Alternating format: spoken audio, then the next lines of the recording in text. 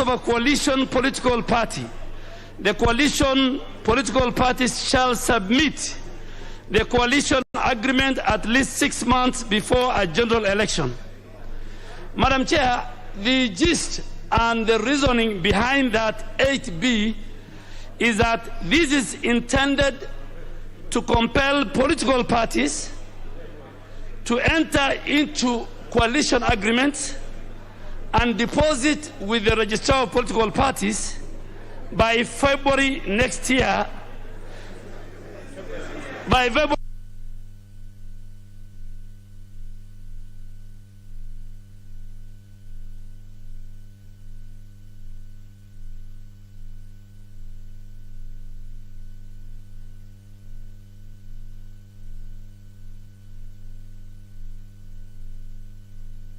My honest opinion and submission that this House and its committees should not, and I say should not, be used as a decoy in achieving selfish political interest, and use this House and its committees and legislation to sanitize the character of certain leaders and parties who are known for political deceit every time when they enter into political coalition with other parties and other leaders, that they are known for conmanship.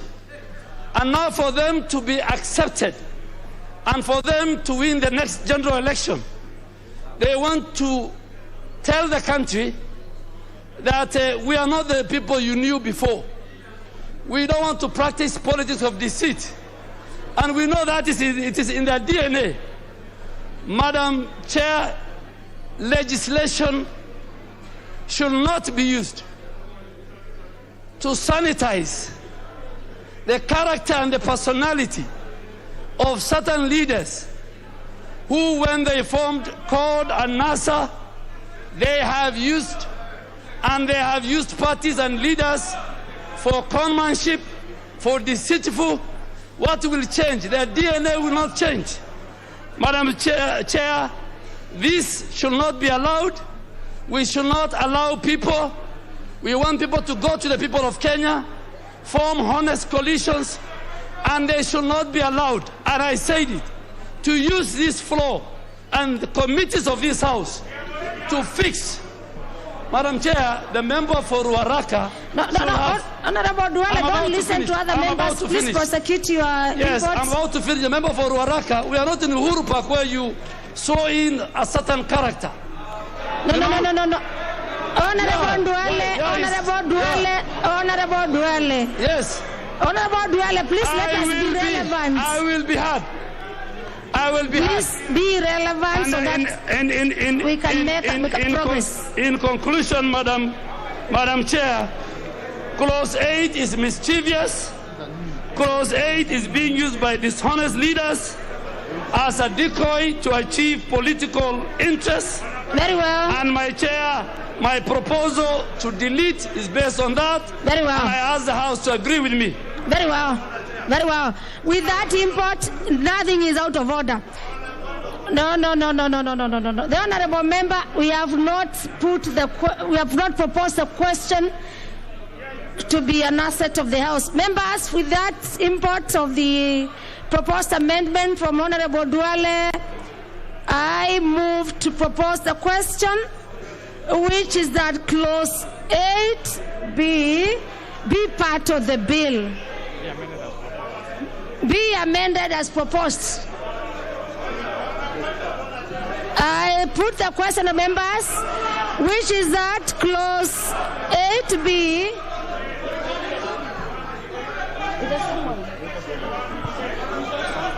Okay, very well.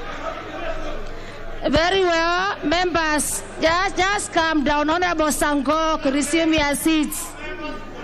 Honorable Sankok, resume your seats. Members, I'm proposing the question. So that members can know what is the import of the... Debate, yes. I propose a question for us to be in procedure, which is that clause 8B be amended as proposed by the Honorable Duale. Then I give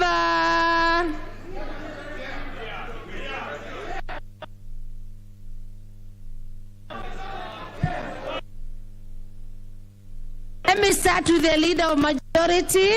You have the priority to all the members. Honorable Chairperson, let me start by wishing the members a happy new year. I oppose the amendment proposed by Honorable Duale, and for a very simple reason. Meeting and accepting the issue of coalition parties are here to stay, and nobody is objecting. The other coalition within the other framework, apart from being a political party, there is a timeline that they must submit their coalition agreement within 3 months if it's a pre-coalition, if it's a pre-election coalition, and within 21 days if it's a post-electoral coalition. Now, for a political party, which is different from the general coalition, we also need to have a timeline when the political coalition party agreement must also be submitted for the general information of the public, of the voters, of the members, so that everyone knows that this is what is contained within this coalition to avoid surprises coming out. And this is something that is consistent with what we must do with every coalition. So by deleting this provision in 8B, when we did, as proposed by Honorable Duale, it means political parties will form a political party coalition, a coalition party, but without any responsibility to lodge that agreement with the registrar. So that agreement will only be in some office somewhere, and the public will never get to know. It's a very mischievous thing, and hence we must defeat it and allow the issue of the political parties in this era of transparency, which some people don't believe in. In this era of transparency, we must ensure that every agreement that's entered by a political party is officially lodged with the registrar of political parties so that every Kenyan can know what's in that agreement. So we must oppose any deletion to that provision. All right. Let me get the member for Lungari, the Honorable Safula. Thank you, Madam Chair. Madam Chair, I rise to oppose the proposed amendment by Honorable Duale on the following grounds. The Register of Political Parties is an office that regulates political parties. A coalition will be part and parcel of those regulations. We have to follow the IBC timelines. That's why we had proposed that we put their timelines of 6 months. But because we don't have enough time to the next general election, I was at the committee of JLAC and proposed we reduce the timelines from 6 months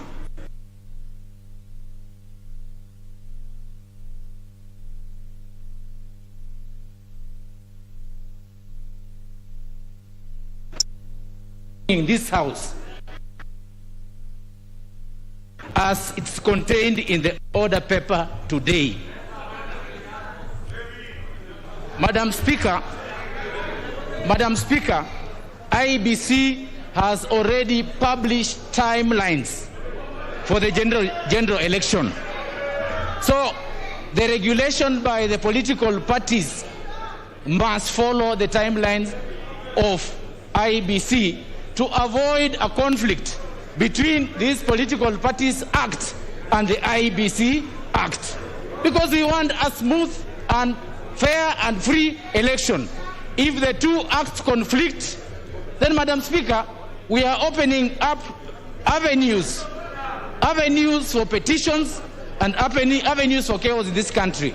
So, Madam Speaker, I oppose the deletion of that clause. We must regulate within the time frame of IBC. Thank you, Madam Chair.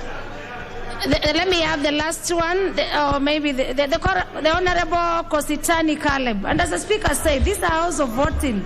You'll take your vote on the matter. So Honorable Kositani. Madam Speaker, I was rising on a point of order because I can see me and I can see many members here are thirsty and we don't have water here, Madam Chair. Can the water be provided? I'll give you direction of the water, but for the purpose of water, we have just... we saw... Yes, members, you are free to take water from anywhere, from the presence of the House. Let me have the member for Kikuyu, Honorable Ichungwa. Honorable Chair, I rise to support the amendment by the Honorable Duale. And Honorable Chair, I'll be very quick, Honorable Chair. It is indeed true that what that particular amendment seeks to do in the bill is to create a timeline for submission of coalition party agreements. Honorable Chair, the basis of my support for Honorable Duale's amendment is one, we must not legislate to create timelines that will be a hindrance to the creation of political coalitions or coalitions of political parties. When we have that clause that is creating timelines, initially the bill had 126 months, Honorable Speaker, which I am happy the Leader of Majority also now recognizes that that timeline was impractical. Honorable Speaker, the Act as it is today allows political parties to form coalitions pre-elections and post-elections. And therefore, Honorable Speaker, when we now create a timeline that says that coalition political parties can only be created pre-elections, Honorable Speaker, we are creating a hindrance. And we want to put roadblocks for others in this country not to create political parties within certain timelines. And Honorable Speaker, I want to caution many of us who may be in support of these timelines, Honorable Speaker. This particular clause, Honorable Very Speaker, well. is designed, Honorable Speaker, if you allow me 1 minute. Yes, yes. Is designed to blackmail certain political players to get into coalitions within a specified timeline to fix politics, Honorable Speaker. But as a House, Honorable Speaker, this bill belongs to political parties. Nobody should create a timeline that is so constrained, Honorable Speaker, that within 6 months or 4 months you must form a coalition. People must be allowed the liberty to form.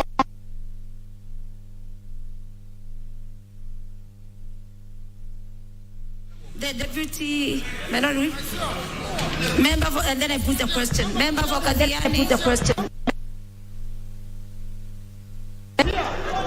Then with the member, he's left his card. Let me have Junette, Honorable Junette. The member for Kadiani has left his card. Chair, you see, let us not mislead people. Chair, coalition making laws are already in existence. If today we want to do a coalition, there is a law that guides on how we shall do coalition. What this bill is trying to do is to make it better. It is today. Okay. NASA was there, CORD was there, there will be another coalition, there will be many coalitions that will come. This is an amendment that we are going to oppose, Madam Speaker, and we are going to say no.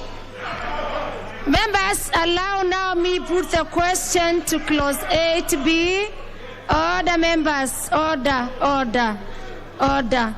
With the debate having risen from the members, with the import of the debate on the same clause by the Honorable Duale, members, let us take a vote on this. And I therefore move to put the question to clause 8B, which is that clause 8B be amended as proposed by Honorable Duale. All members, as many as are of this opinion, say aye. And as many as of a contrary opinion, say nay.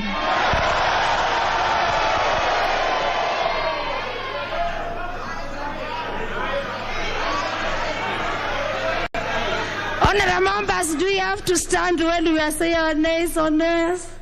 Oh, yes.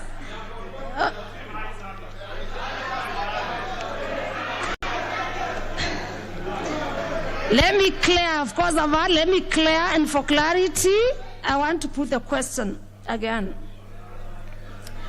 All our members on clause 8B, will I put the question which is at clause, members, order, it is for your own benefits. I put the question to clause 8B once more, which is at clause 8B, be amended as proposed by the Honorable Duale. Will as many as of that opinion say aye?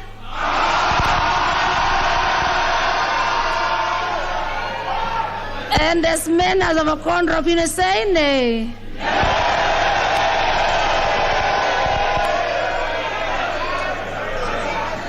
The ayes have it.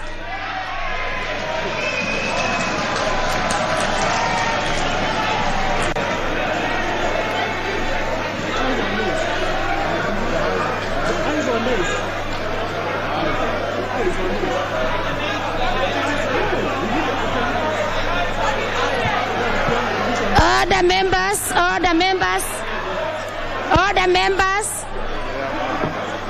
I confirm that we have the members to call for a division. We have the numbers to call for a division. And this is to make a clarification for our numbers.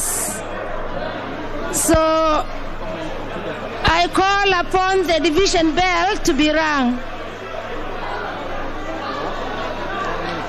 I order the division bell to be rung for 5 minutes. 5 minutes.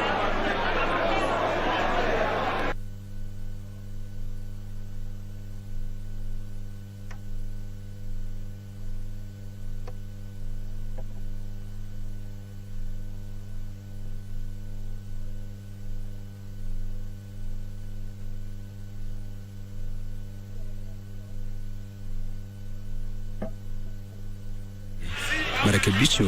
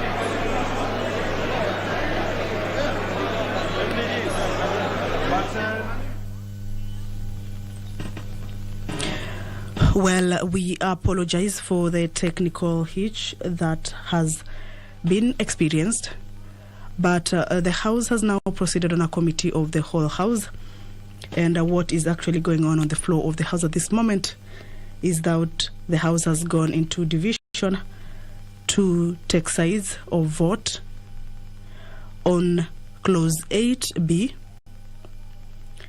which is part of the clauses that are being amended this morning. This one is by Honorable Aden Duale, where he proposed for the deletion of Clause 8B. Clause 8B is on the timelines, political parties coalition agreements timelines, whereby the bill proposed that it should be done within 6 months to elections. The JLAC committee proposed 4 months to elections, but again, there seems to be controversy on that particular clause, thereby forcing members to propose more amendments to it. This one is on the deletion of that particular Clause 8B. Some of those who are against the 8 months as well as the 4 months as proposed say that it can be done maybe within 60 days, that members or political parties have the leverage to be able to submit their agreements within a period of 60 days to elections. So the committee of the whole House is now voting on whether to adopt that particular amendment by Honorable Aden Duale or reject it. Divisions are over, and I do order that the doors be locked and the bars drawn.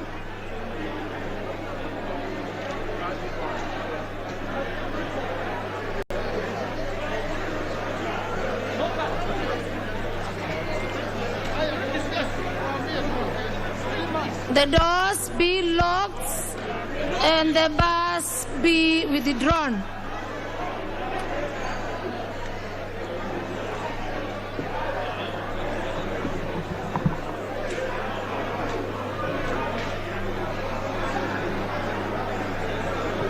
Very well. Honorable members, we are moving to the third step. Members, please resume your seats. Members, resume your seats. Order, members. Order, members. Order, members, please resume your seats and log out your cards. Log out. Members, Honorable Mbui, Honorable Duale, Honorable Mbui, Honorable Duale, Honorable Manzo, Honorable Ichungwa, please log out.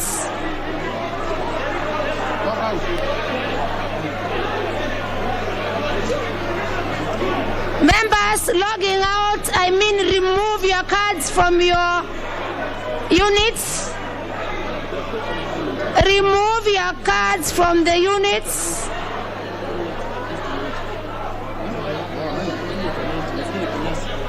And I confirm from the speaker's desks, I confirm, please remove your cards.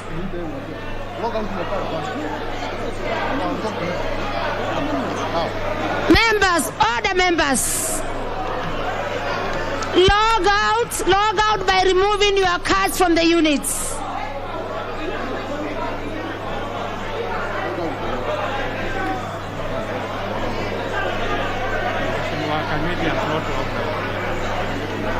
The member for Tigania West, now you have logged out. Members logging out means you remove your cards from the units.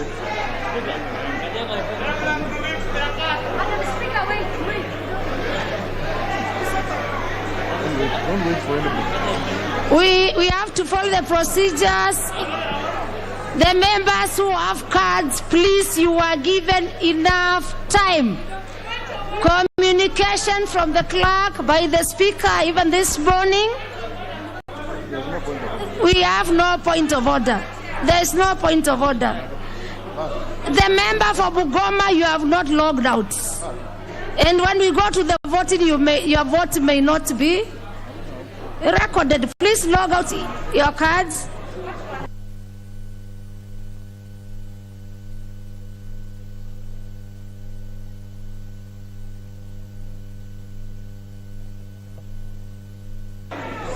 Are you able to tell who walked in with today? We can call them out by names. Wametoka wote.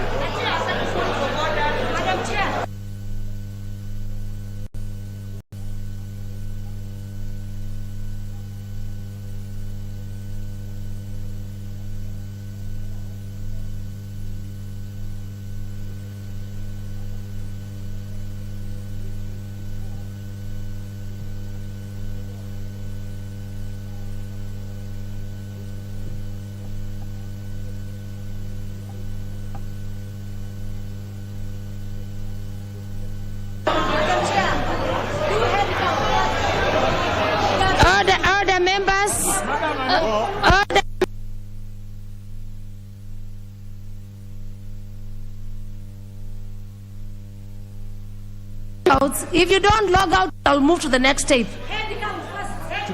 Madam Chair, I hope that people are not sending their cards here if they are not here.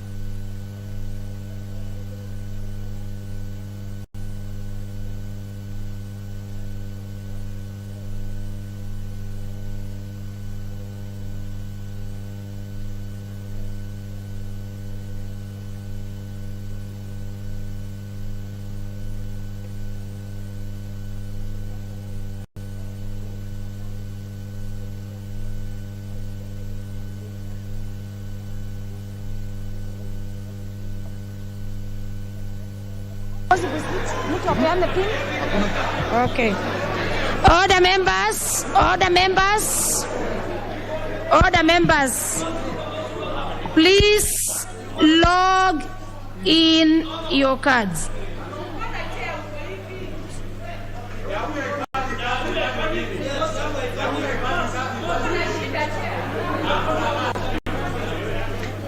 Honorable members, all of us, communications of the Clerk of the National Assembly, we were all given opportunity to configure our cards.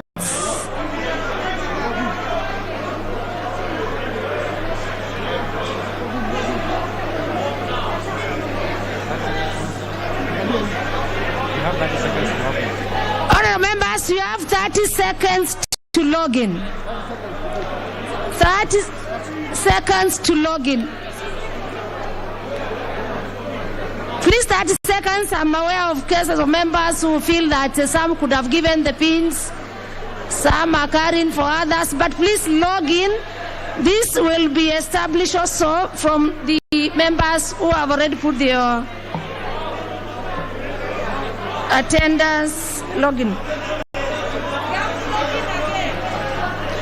Order members.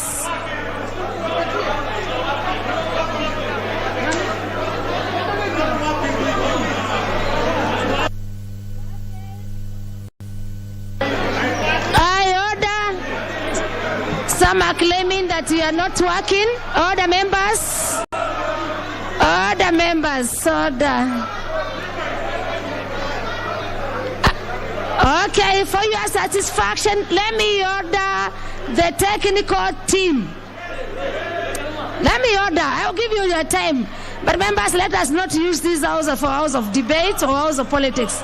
I order the technical team to check on the cards and to ensure that all cards are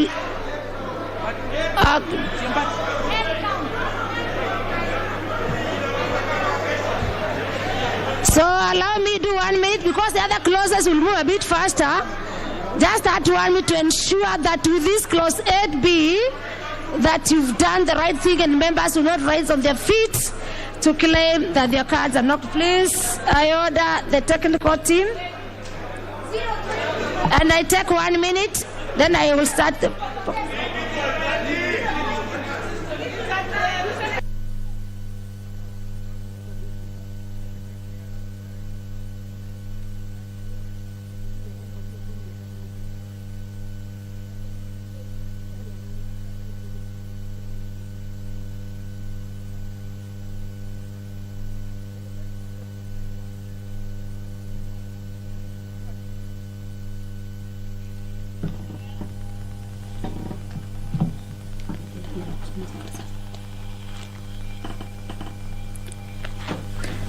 Well, voting is underway on the floor of the House.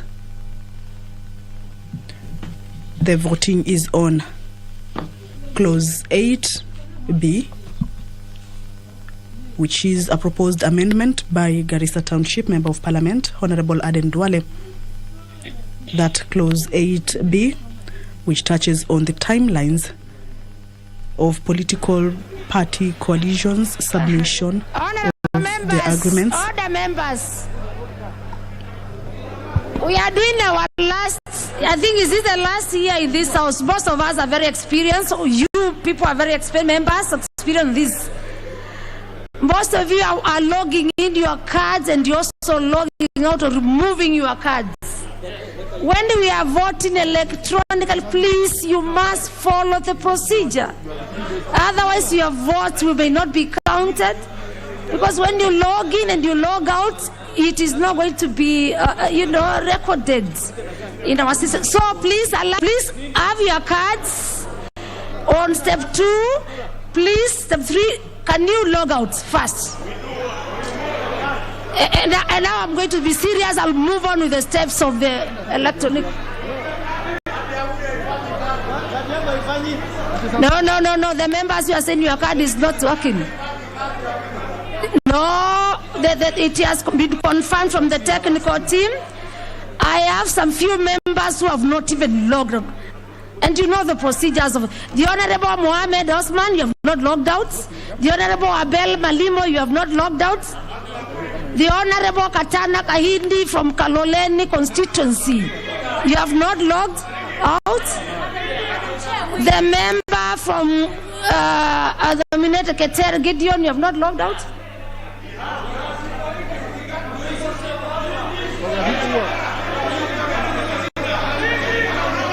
The Honorable Joshua Kutuni.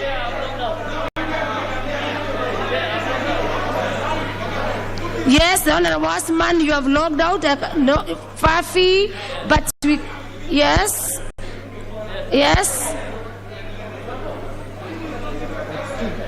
The member for Laisamis. The member for Laisamis.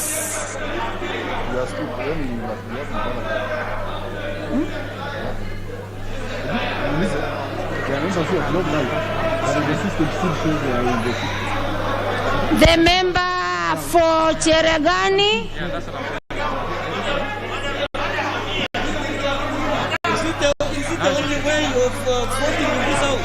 That is the only way. No, why? Now the system has, yes. I confirm, members.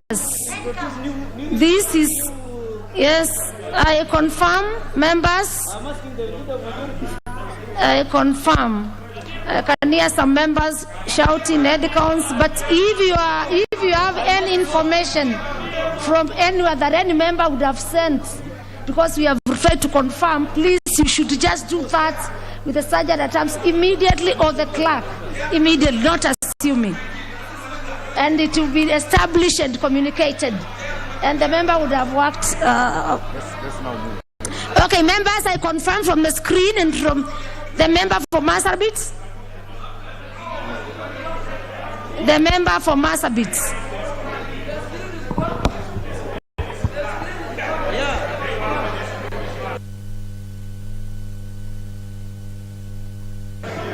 And all members, please resume your seat. The honorable member, can you resume your seat?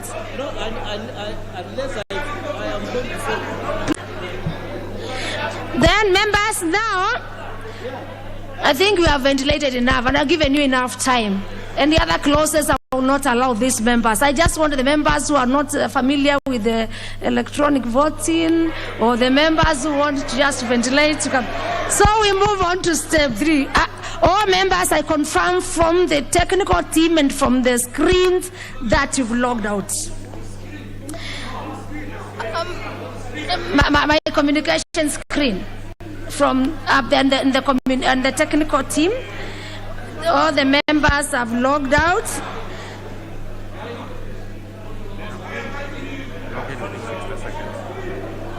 Now I direct that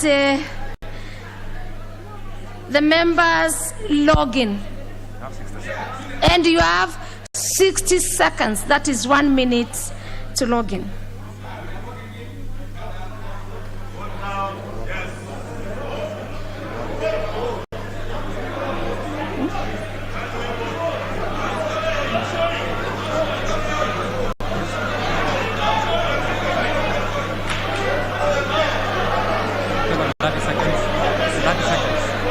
Announce that they have 30 seconds.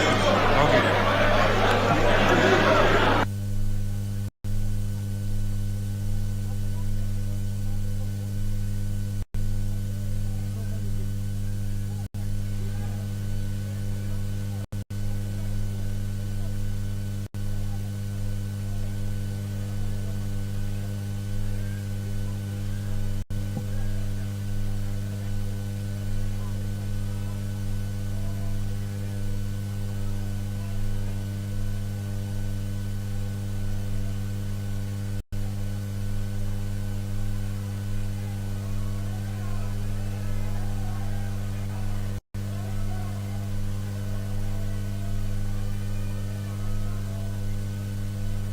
Is it so? 1 minute is over? 1 minute is over. The 1 minute is over. Members, I put the question. Which is that clause 8B be amended and proposed by Honorable Duale. Please vote.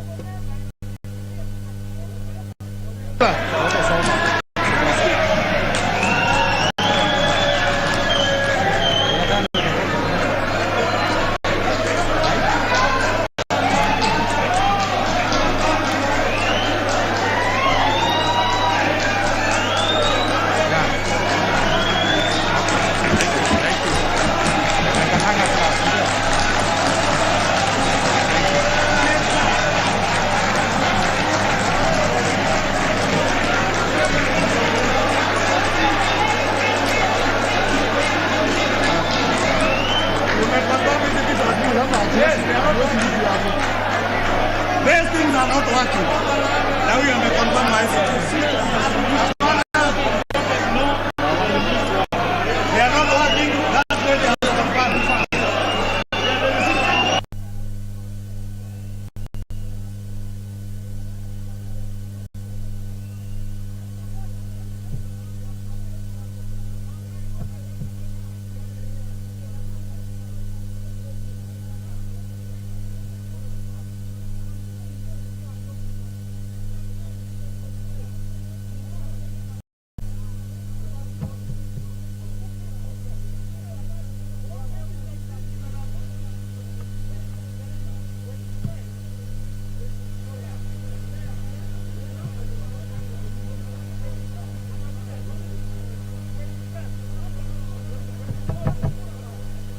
Order members, order members, order members.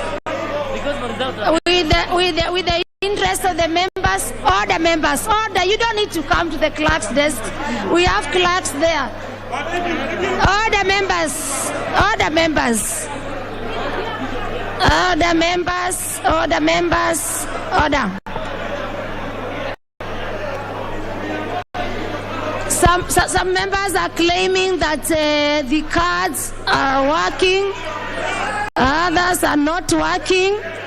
Others are using the chamber as a place of politics. Others are just acting. And your constituent can also see you. Please let us have decorum in the house.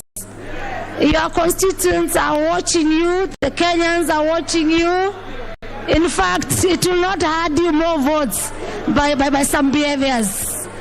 So, for members who are claiming, of course, have been communicated through the clerk of the National Assembly for the last 1 week that the House will do electronic voting. I even have some members who are claiming that their cards have not been configured. So for us to clear doubts, the doubts you can see on the screen, and because I am not going to announce the results for now, can I repeat the process?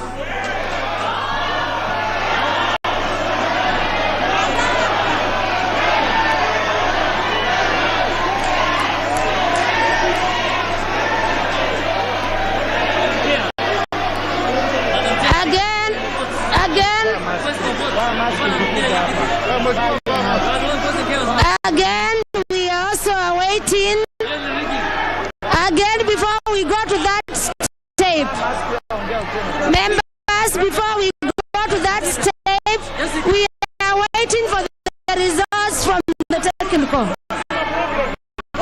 We are waiting.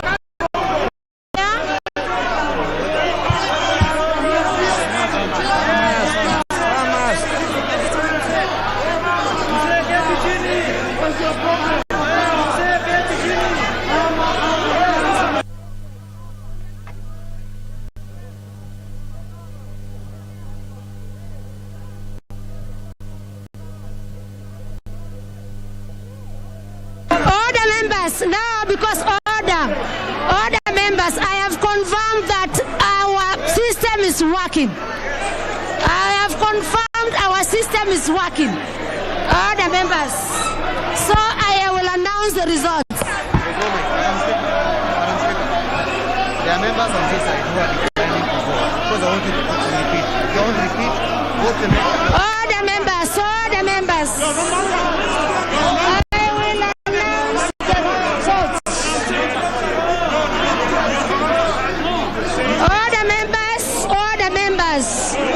As I said, we will not use this house for politics. The results as displayed in the screen is the yes have 104 and the no's in order. I announce the results that the yes have 1 over which is giving us 44.83%, and the nays have 128, giving us 55.17%. So total, the nays have it.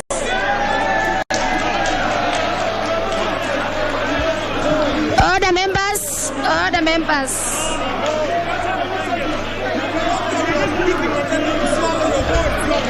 I have confirmed that the systems are working, and these are the systems on your screen.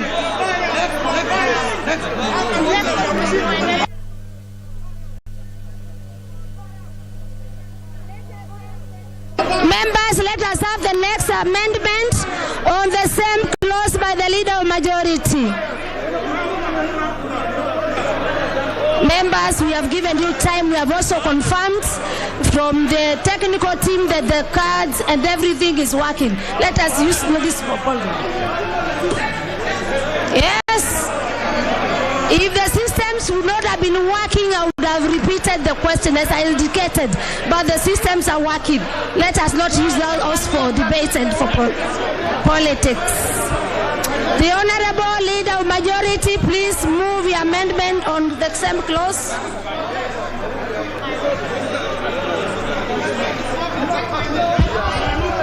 Madam Speaker, you are very biased and don't prove to be the weakest in the she's been proving.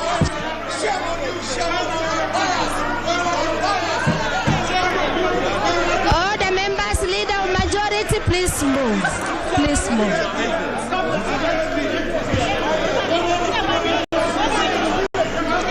The systems are confirmed to be working. Leader of Majority, order, Leader of Majority.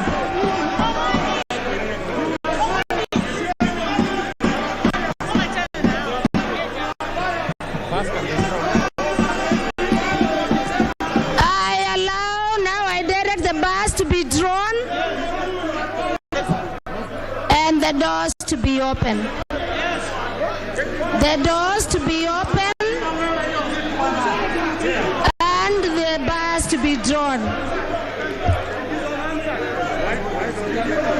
Honorable members. I need protection. Honorable members, your systems are working. If confirmed, if the system will not be working, we have confirmed. But you know, so some members don't use this floor, and I will not allow it. I will not allow it. You can go to the constituency. I don't know. I don't know about the system. See, I don't know. And that's why we had a communication from the speaker. It's nothing to do with me. From the National Assembly clerk. No, kazi yangu. We are just letting you that ensure your cards are working. Members, and again I need to comment this, that your cards, you can still configure your cards configured. And this was those, and I read for you. Those who have not done that, you should go to the sergeant at arms. And we have confirmed that our systems are working. We will not allow any other member to use this chamber, and you can confirm your results from the screens. Please get to the sergeant at arms in the event that you feel dissatisfied with your cards, because we must vote. The Leader of Majority, please, Leader of Majority, move your proposed amendment now that Honorable Duale's amendment has been negated. Honorable Chair, I beg to move that clause 8B of the bill.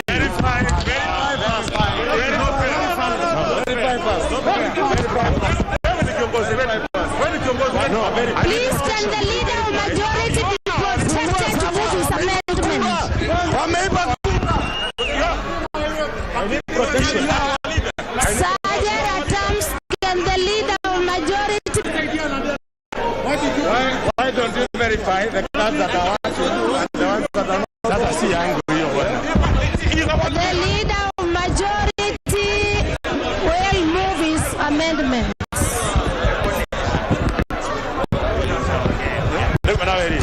Please, take what they're doing.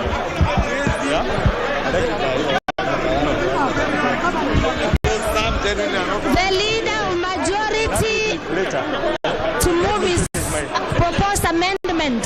I beg to move that clause 8B.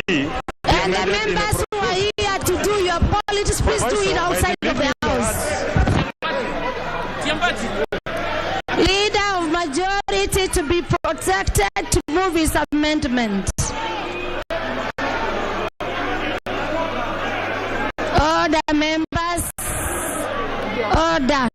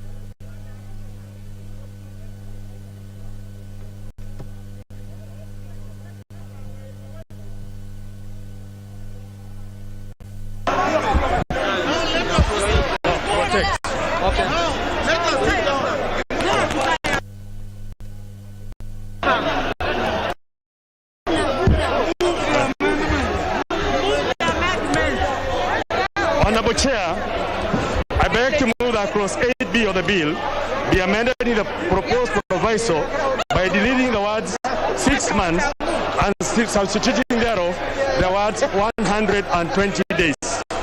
And the import of this bill is to accord the timeline to also be synchronized with the nomination of members of parliament. Honorable Speaker, I beg to move.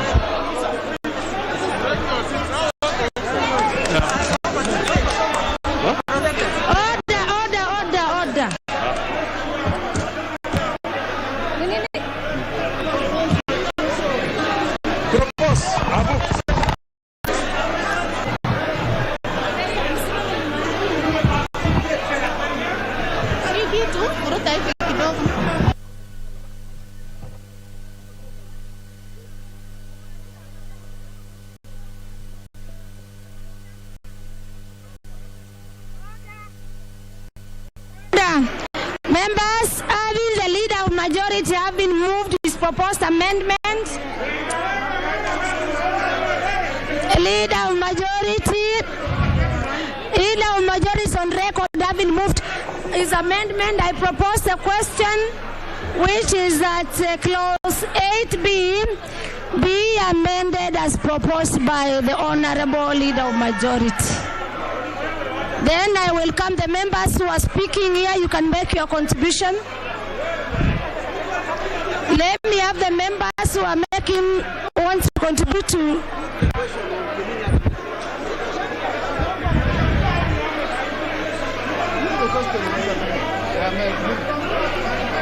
Now we have no interest for members speaking to this, and I move to put the question, which is that clause 8B be amended as proposed by the leader of majority. Members, as many as are visible, say aye. And as many as have a contrary opinion, say nay. This is very clear to me that the ayes have it.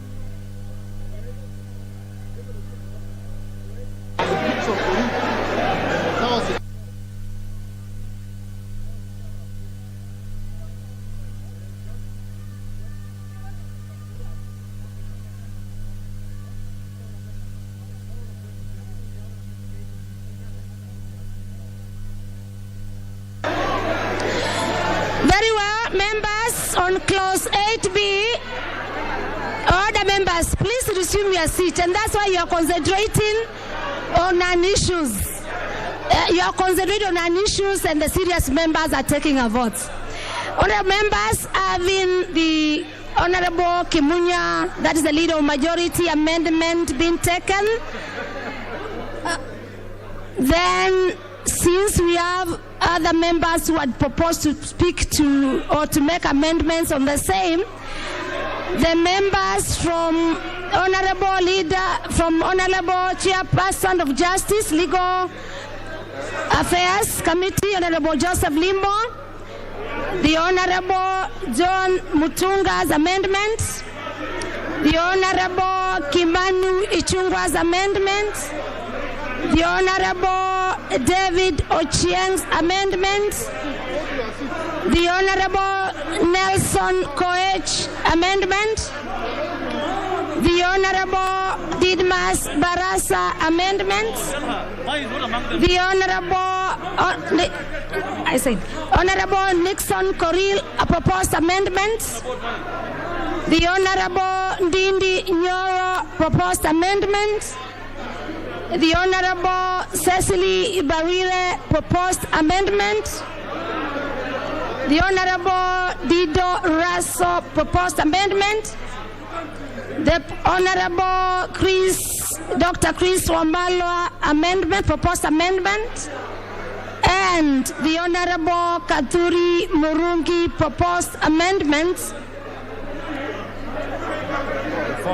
falls automatically as a procedure. Further amendment. Jambati, further amendment, please. I have given you a copy. No, I've given him it is here. No. I have done a further amendment. Yes. Our current document is here. What is it? Yeah. No. Members, honorable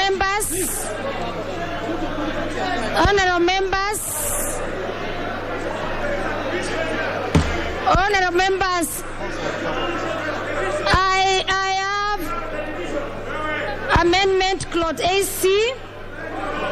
Please, Honorable Sakwa Bunyasi on clause 8, move your amendments. You cannot not have a division on a procedure.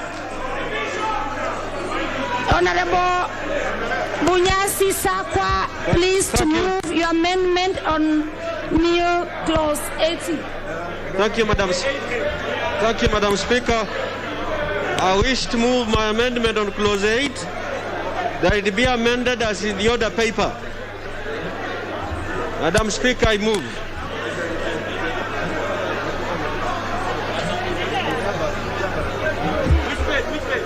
Huh?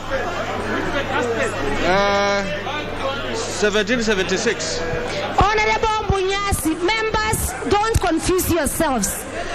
Please, if you receive your seat, you will listen to the import of the amendments and you will make your informed decision. Honorable Bunyasi, move your amendment on why should I drop it?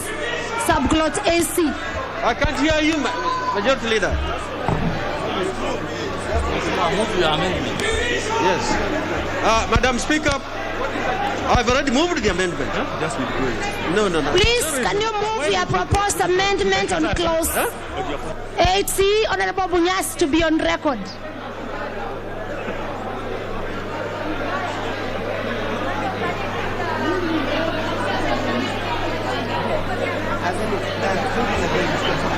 Madam Speaker, I wish to move an amendment to clause 8 as shown in the order paper. You do it. Please don't interrupt me. Don't interrupt me. Chairman, Honorable Bunyasi, carry on your record. This is a house of answered. Your records will be, yes. Thank you, Madam Speaker. I move the amendment. The import of the amendment is that the coalition party shall field a presidential candidate. Order, members. And allow individual order, members. For you be able to make a decision, you must listen. Otherwise, you'll be arguing and you'll get your results. Yes, Honorable Bunyasi. Thank you, Madam Speaker. Thank you for protecting me. The argument.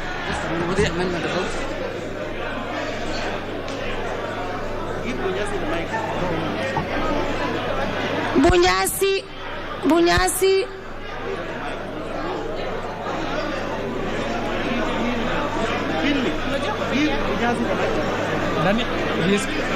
Junaid is advising on something. It will be audible to the rest of the.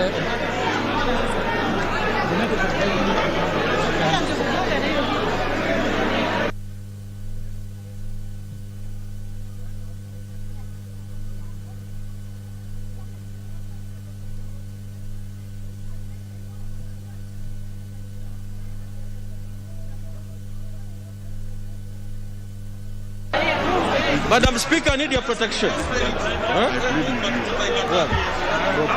No, why? No, let's debate the thing. Let's debate it. Yes. Yeah. Honorable Bunyasi, it is your amendment. I have already moved just too much. Let me have one of the other clerks also moving next to Honorable Bunyasi. Madam Speaker, I have moved the amendment that that the coalition party shall field only a presidential candidate. And this is to give freedom to the parties, the constituent parties, to field candidates for the rest of the positions.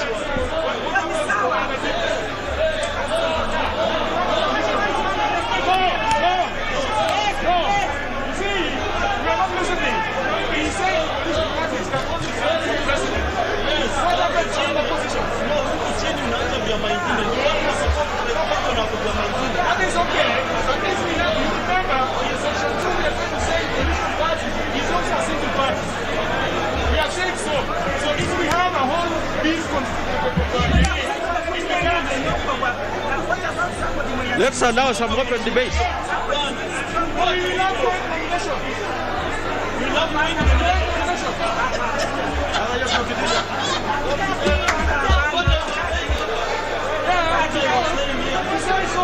Okay, even if you want to know the direction is going, you have to clean it up by saying. Honorable, order members, please resume your seats for procedure. Allow me propose the question. And members, you cannot ask for a division from the bar. You cannot ask for a division from this point. Please resume your seats. So, can I propose the question, which is that clause 8C be amended as proposed by Honorable Bunyas. Then I give it the first one to the Leader of Majority. The Leader of Majority, because you are President. Honorable Chair, I stand Honourable members, you can now speak from your units. By Honorable Bunyasi, a man I respect.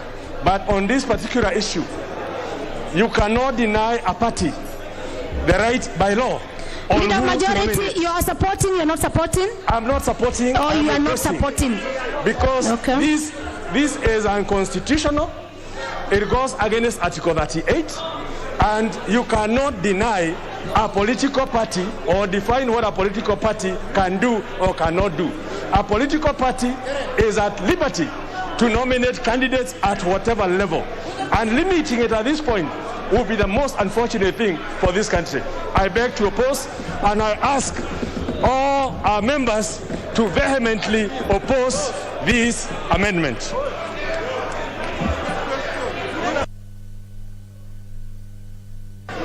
Then let me have Honorable Ichung'wah. Now you are sat on your seat. Yes.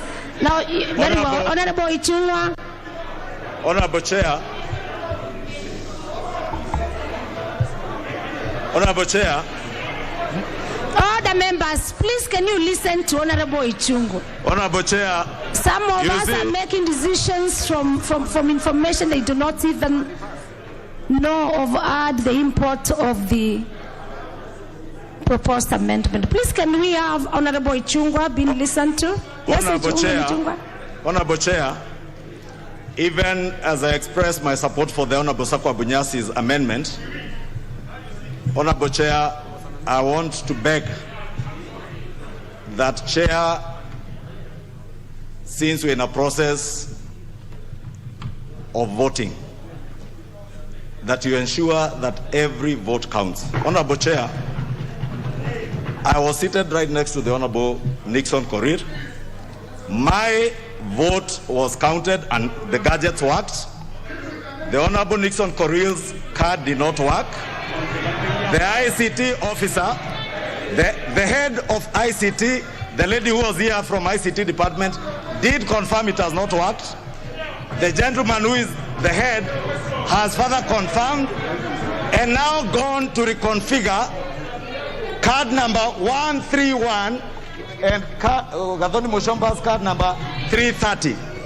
You can confirm, Honorable Chair, that it is the ICT officer that has gone to record to work. Therefore, Honorable Speaker, I just want, Honorable Speaker, for the record, that you ascertain each and every vote in this chamber counts. And if, Honorable Speaker, if it is the numbers eventually that will count. But for those numbers to count, every card and every gadget must be configured to work. Honorable Speaker, back to the amendment by Honorable Sakwa Bunyasi. Very well, Honorable thank you. Honorable Speaker, I was saying back to the amendment by Honorable Sakwa Bunyasi, which I support. And I support that amendment, Honorable Speaker, because you are aware, as we speak, Honorable Speaker, IEBC has already received, approved, and certified nomination rules of political parties for all elective positions.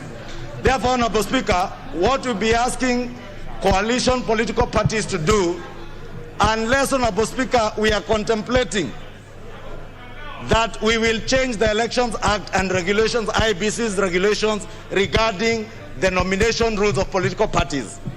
It will not be practical, Honorable Speaker, now, other than for the presidential vote, Honorable Speaker, for coalition parties to be able to nominate candidates for their opposition. And on that basis, Honorable Speaker, I support the amendment by Honorable Sakwa Bunyasi. Very well, thank you. Very well. Members, before order members have listened before even propose a question. I don't need to consult. I've listened to the honorable member, Honorable Ichung'wah. And as I said before, as a matter of, in the event, and I even had to be on record, in the event that the systems were not working, I would have repeated, and I was ready to. But we confirmed from the systems, from the technical team, that the system were in order, and we proceeded. Now it's important. It is important for me to know this. And for members not to use this house for politics, which I will not allow. The members who are used to come to them. Honorable, listen. I'm replying to Honorable Ichung'wah. It is indeed on record. It is indeed on record that, yes, every member has a right to vote. It is indeed on record. And in record, that it has been printed, that the honorable member representing the people of Lang'ata, the Honorable Coril Nixon, the representative of the people of Lang'ata, has voted. So we this one, and you are I number 125.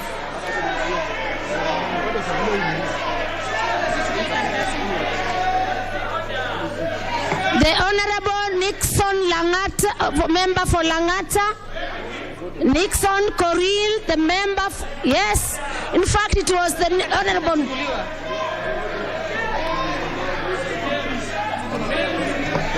So allow now me propose a question.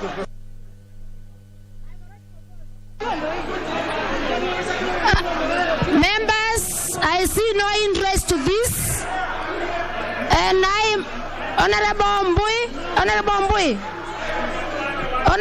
I can see your cards. Honorable Mbui is not ready to contribute to this, and I am therefore moved to put the question. Order, members, order. Honorable Sankok, yes, I can see you. Honorable Sankok, yes, just to speak to the subject matter on clause 8.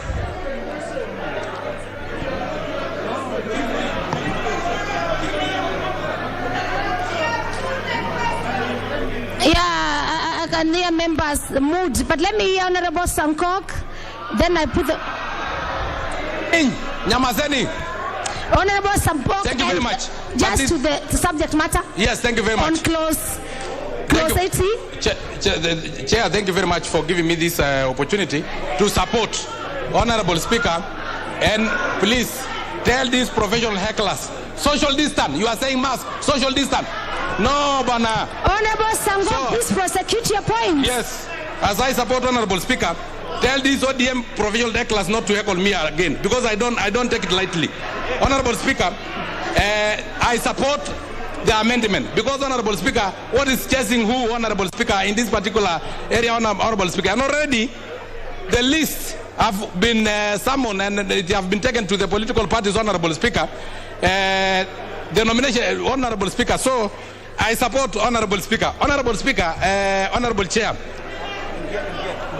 And Honorable Chair, we had asked for division and you said that we are not ready for division, and we can ask for division standing anywhere in this house, Honorable Speaker. As far as we are in the chambers, when people raise to ask for division, they have resource to ask for division. And this one, we will take it to court that you denied us division. I'm telling you, Professor Clark, keep quiet, shut up. Honorable Sankok, you cannot have a division on a matter of procedure because your division, as you claim, you're on when members' amendment procedures. There is no way I can give members when an amendment has been taken or negated. So I move to put the question.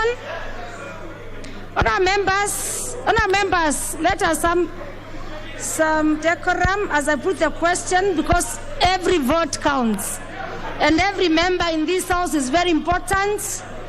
I move to put the question to clause 8C, which is that clause 8C members be amended as proposed by the Honorable Sakwa Bunyasi. Members, will as many as of that opinion say aye? And as many of the contrary opinions say nay? It is very clear to the chair and everybody that the nays have it. Very well. Yes, I confirm. Now this our division is done, members. I confirm that we have the numbers for us to call for a division. And so I order the division bell to be rung for 5 minutes, members.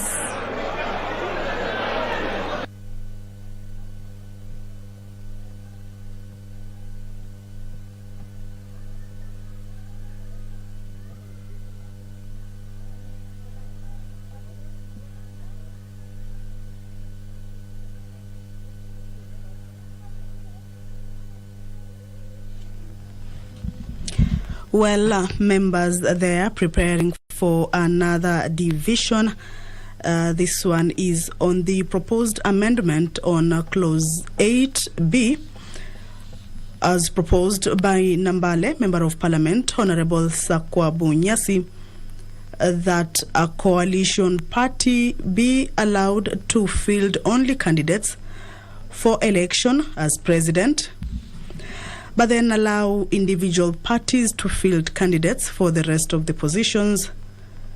This is an amendment proposed by Nambale, Member of Parliament, Honorable Sakwa Bunyasi, that seeks to have coalition political party to field candidates for election as president, but then allow individual parties to field candidates for the rest of the position. This division comes just a few minutes after the amendment by Garissa Township, Honorable Aden Duale, on the deletion of clause 8B that touches on the timelines for the submission of coalition political party agreements, which according to the bill was proposing 6 months. Honorable Aden Duale was proposing that that particular clause 8B be deleted in totality. But then Majority Leader Honorable Amos Kimunya also had amendments to this particular clause and proposed that the duration be reduced to 4 months. That means political party coalition agreements will now be submitted to the Registrar of Political Parties 4 months to elections. This is contrary to the previous proposal by the bill that was suggesting 6 months to the elections, which actually saw a heated debate at the National Assembly, with members saying that the timeline is too much, there's a lot of time, and that in case of any disagreements in that coalition, then members or political party members may not be able to leave that coalition because it has pegged them at around 6 months to the general election.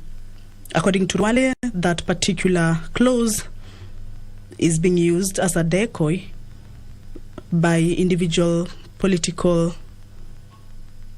or other politicians to achieve their political interest. So there has been a lot of debate around that, with those who are for the timeline saying that it is indeed required that coalitions agreements be submitted much earlier so that there can be transparency, so that members or even electorates can understand what exactly this particular coalition has for the supporters or even for the political members in that political party. JLAC had proposed 3 months. It also has an amendment on that particular clause proposing 3 months. But then that of the majority leader Amos Kimunya has just been voted for, with those who are in agreement to it taking the lead of about 128 votes, and those who are against it taking 104 votes. In total, votes cast on that particular clause was 232. So currently on the floor of the House is preparations for the voting. The voting is on the proposal for Clause 8C to be amended. This is a proposal by Nambale Member of Parliament Honorable Sakwa Bunyasi that a coalition political party should only field candidates for election as president, but then allow individual political parties to field candidates for the rest of the position. Earlier on, we saw there was a bit of an altercation when Honorable Amos Kimunya was going to move his amendment. Of course, after the voting on the proposal by Honorable Aden Duale, that flopped. So when Honorable Amos Kimunya was going to move order members, clause, that is 8 clause. Let me have the doors locked and the bars drawn. And members, please, members resume your seats. Otherwise, if you don't follow the procedure on time, you will have a no delegate, or your vote will not be counted because you're not following the procedure.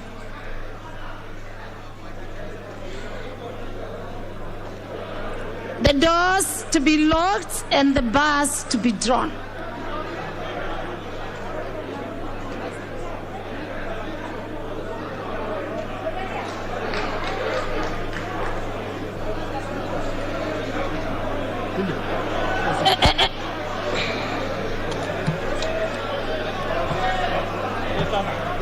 And no member will be allowed in or out of the chamber.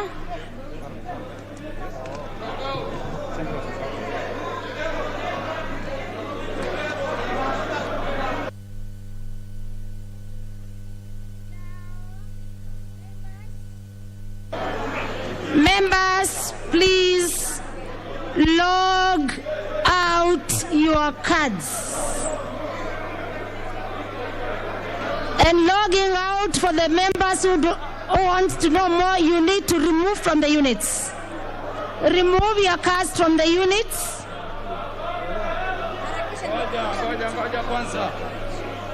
Yes. Please, can the doors be locked? Even the behind doors, can they be locked?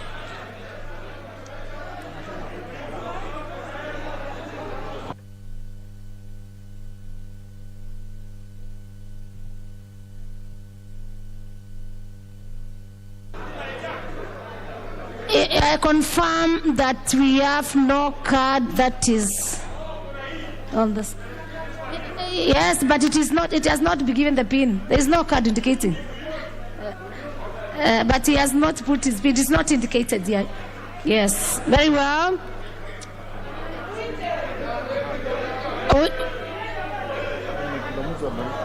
The Honorable Gideon, you see what is happening, Honorable Gideon. Just log out, and logging out means remove your cards. Which Gideon am I talking about? Then now, yes, don't assume it's you. So, members, I confirm that all cards are logged out.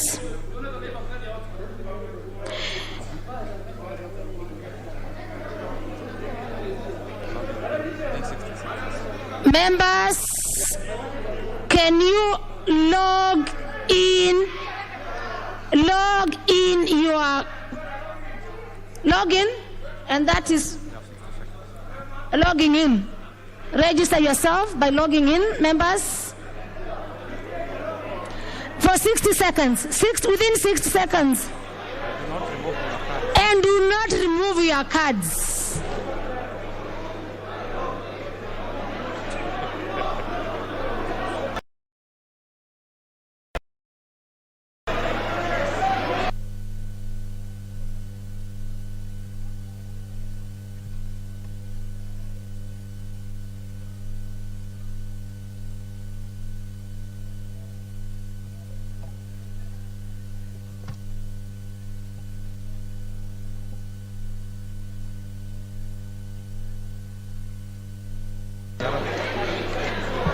Members, I put the question, which is that clause?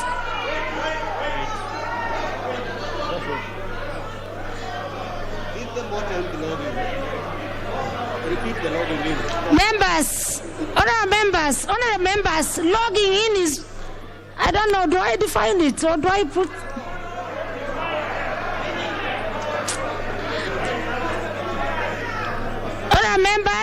Honorable members, allow me, the speaker is too good today, the chair. Allow you to log in again, so that at least you're so sure. Please, members, so for every member to be so sure, log out first of all, log out. And logging out, I mean remove your cards from the units.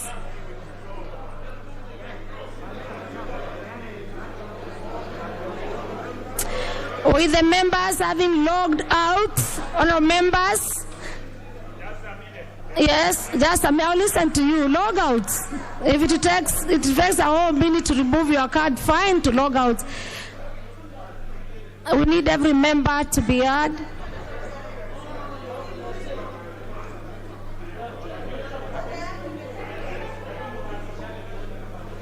Log out. Members, ensure that all cards have been. A minute, Honorable Duale.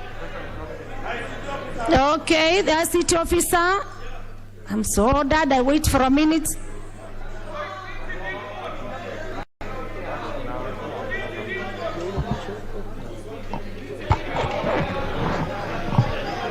Yes, I think the system is working. The system is working. And I will be giving you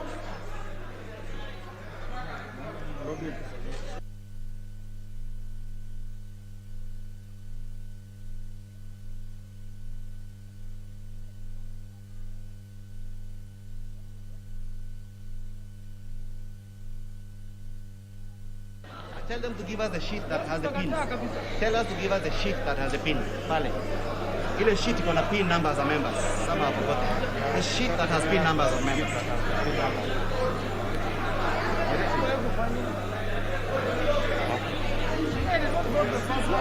Let's go to Melity, pick sheet.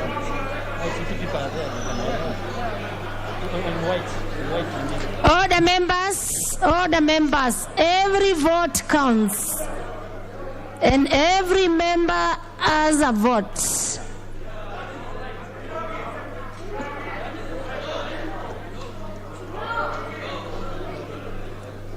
Members, are you ready? We start the process.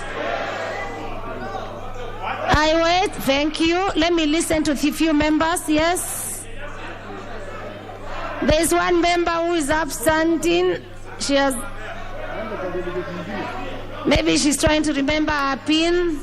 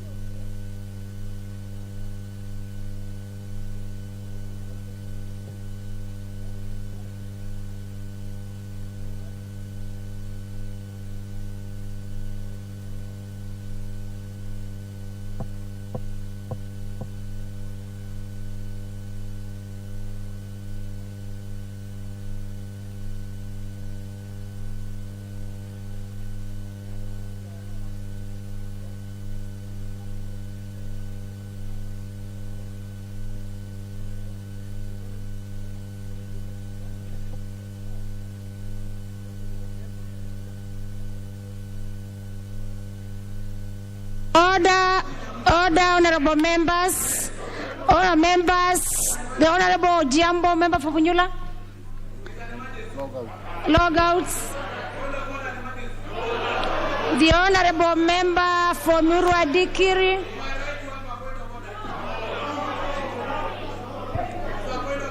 The Honorable Kipkolion East. Limo, he has logged out.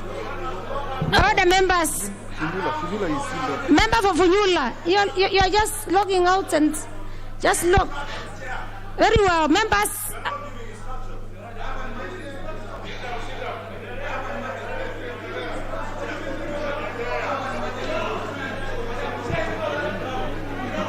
Are we ready to log out?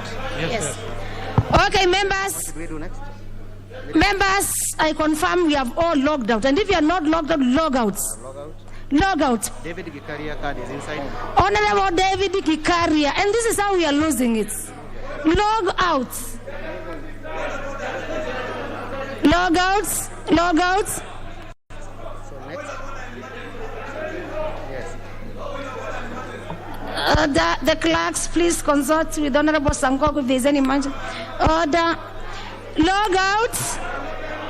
The next step, honorable members, log in. 60 seconds.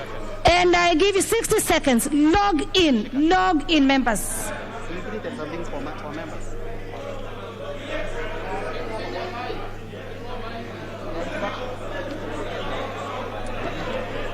Seconds.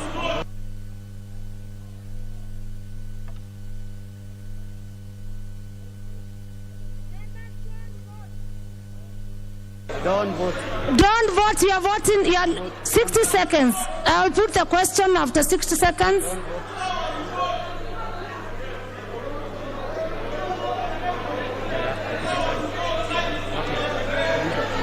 Now, 21 seconds. 21 seconds. Members, we have 21 seconds.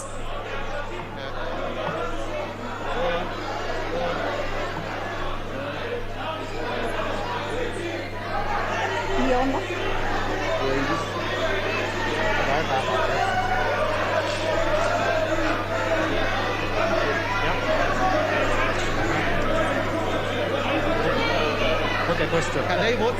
Can I vote? Yeah, put the question.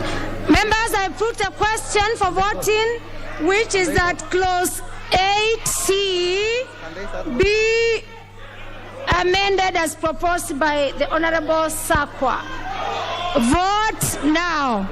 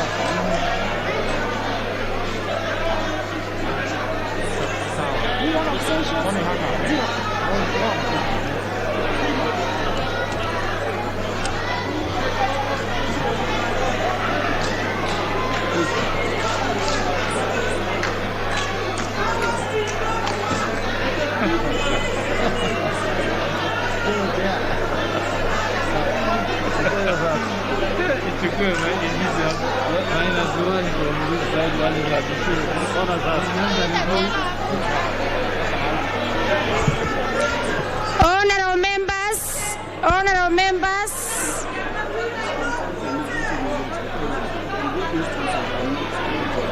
the results of our voting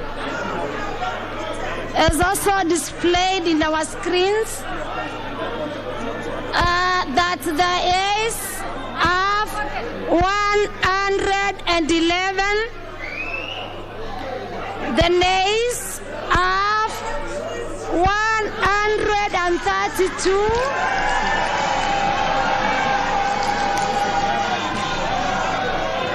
Honorable members, we have 0 abstentions. And the result are that the nays have it.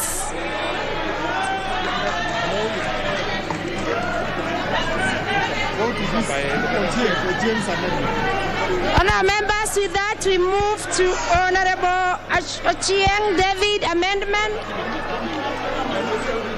The Honourable David Ochieng amendment.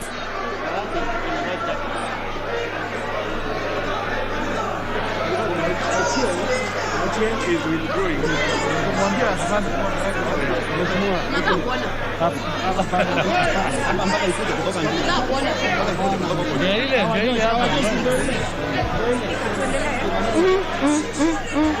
I'm just looking.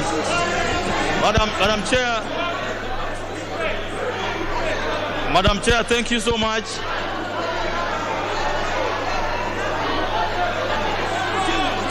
Madam Chair, thank you so much. Madam Chair, may I have your attention, Madam Chair? Thank you so much, Madam Chair. Madam Chair, having read the bill afresh and having looked at the intention of the bill again, Madam Chair, I wish to drop the amendment that I proposed, Article 8. Thank you.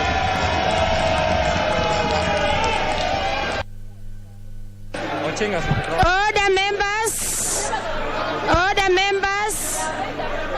The Honourable David Ochieng has withdrawn his amendment. Honourable David Ochieng has withdrawn his amendment.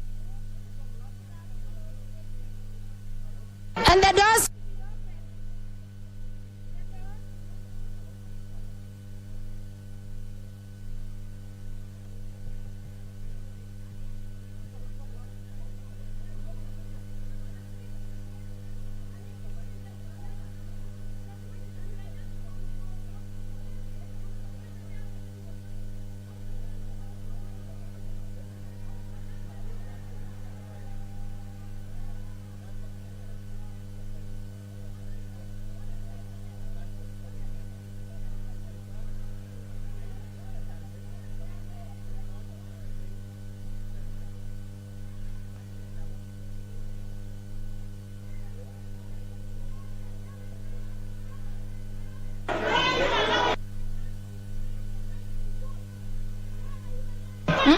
Njoroge anasema turudie.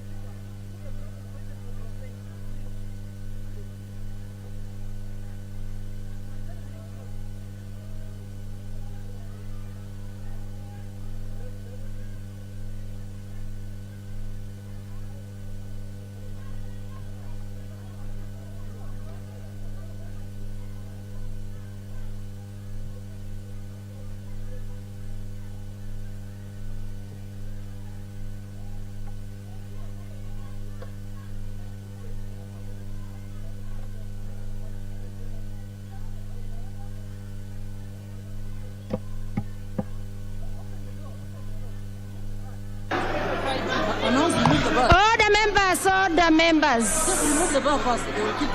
Order members. Members, we had a whole week to confirm, and the communication from the clerk Open the doors first. Is that your cards, you're supposed even to be visiting the IT.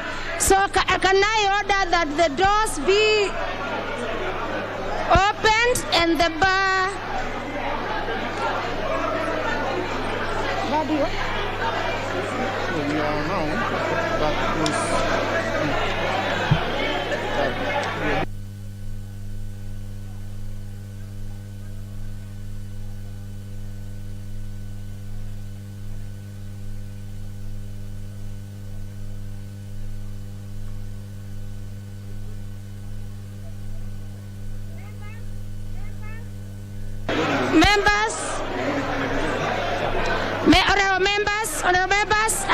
me put the global question. Resume your seats, otherwise you will always have your cards not either captured once or twice. Order members, I put the question. Order members, I put the question, which is that clause 8.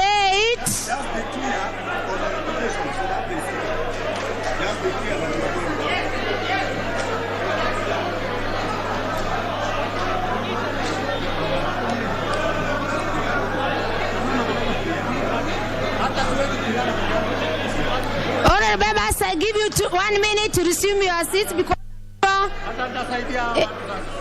honorable members, resume your seats.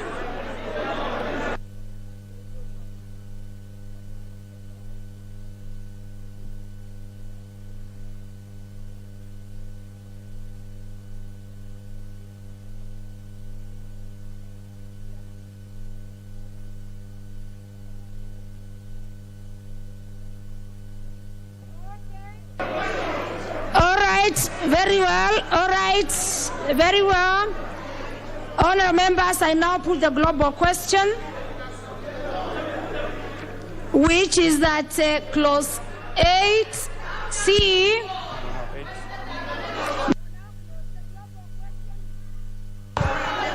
Honorable members, I put the question, which is that clause 8 as amended be part of the bill. As many as our visa will say aye.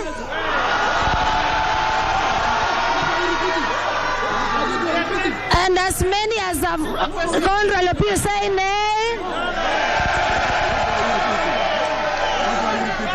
The ayes have it.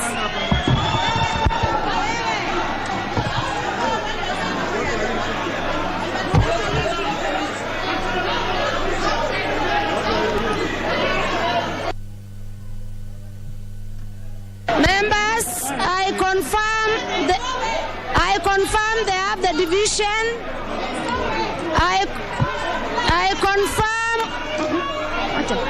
I confirm we have the numbers for division members, and I call the division bell to be rung for 5 minutes.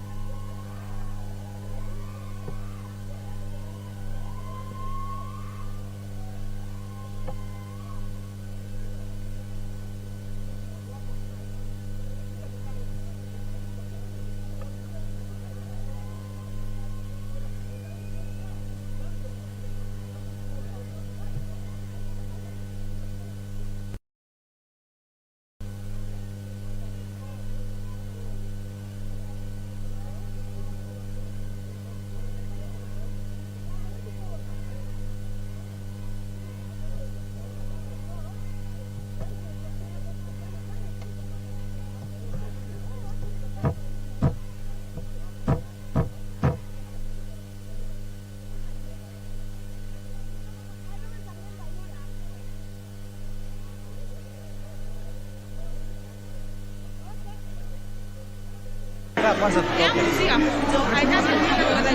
Tuondoke kwanza hapa, speaker hapo kwanza. Order members, order members. Order members. 5 minutes are over and the technical team is okay. Order members.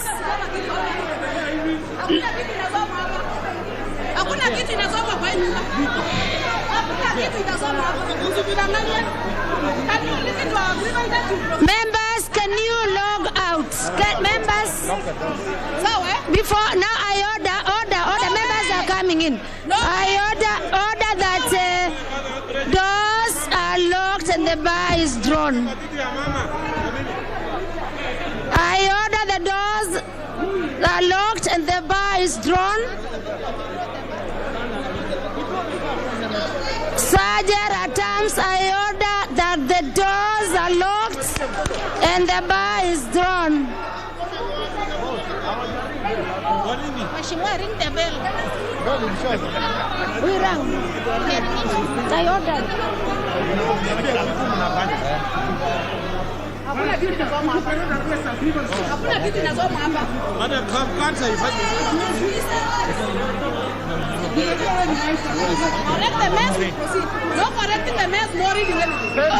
Step 3, members, please log out. I am just in a procedure.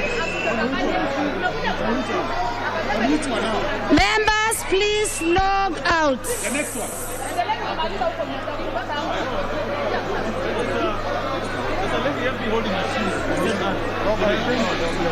Honorable members, please log out.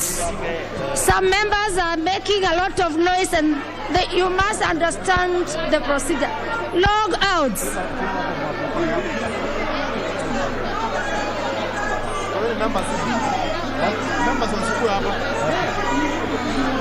Logging out, members, please remove your cards. We are on the closets. Please log out. Madam Speaker, you are just proceeding without asking the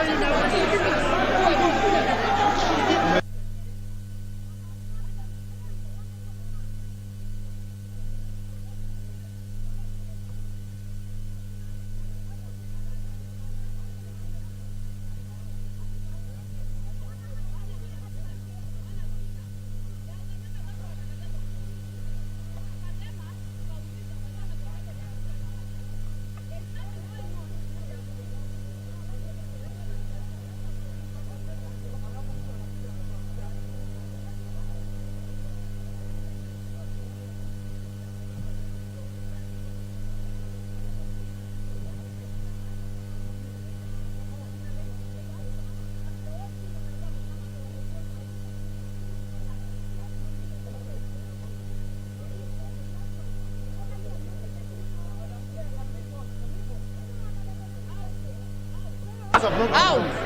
Yeah, but it is ready. How now? There are some members who are not voting. All the members, can we have all members? Let me have no member here now. Honorable, log out. Log out. Log out. Some members log out. Some members have not logged out, and that's why members you lose it. And members, when you log out, don't log in before instructions.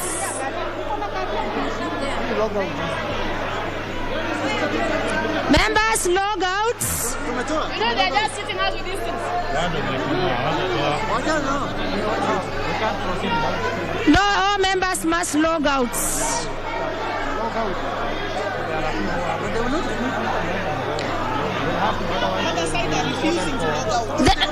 Members, log out.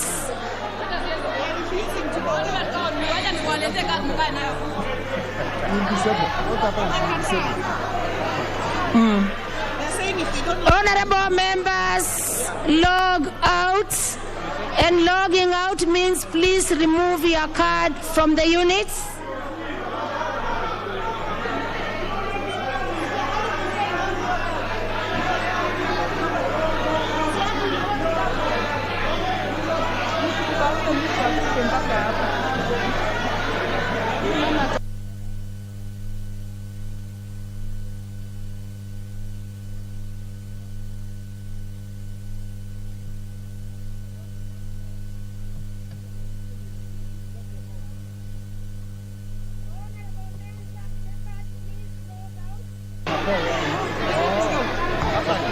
Members log out.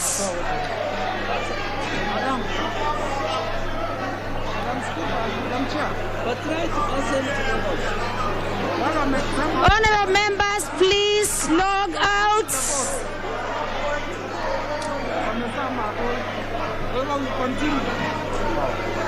Honorable members, log out.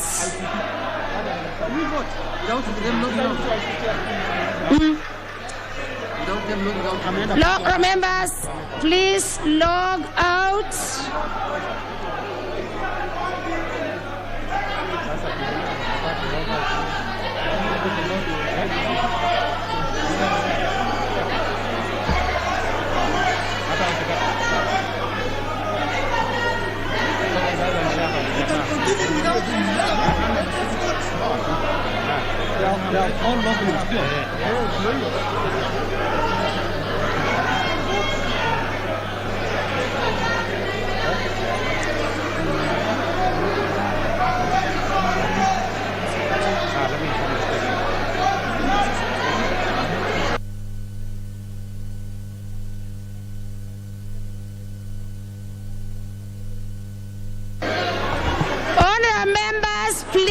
Log out. And if you are for the members who are not logging out, the system will not capture or recognize you because it's a process.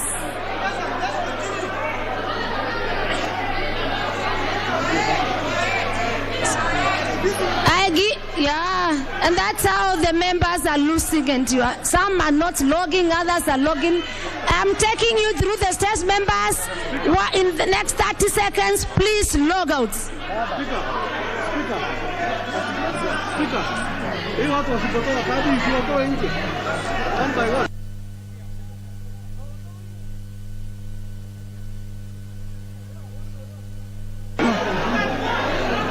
Okay, having ordered and given enough time for members to log out, honorable members, can you log in?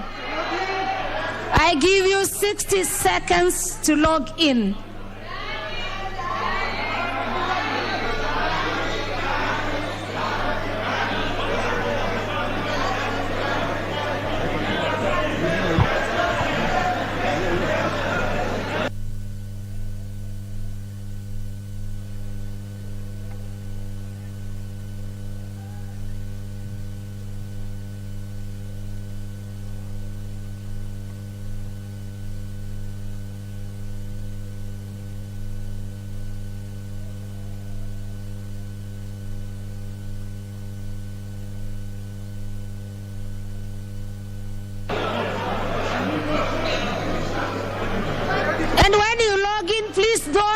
Before I direct, and don't log out before I direct. Please don't remove your card. This is the mistake members we are doing. If you don't follow the procedure, we will find ourselves just... How many seconds? Yeah, put the question. All right, members, with that, I put the question, which is that clause 8 as amended be part of the bill. Vote now. Vote now, members.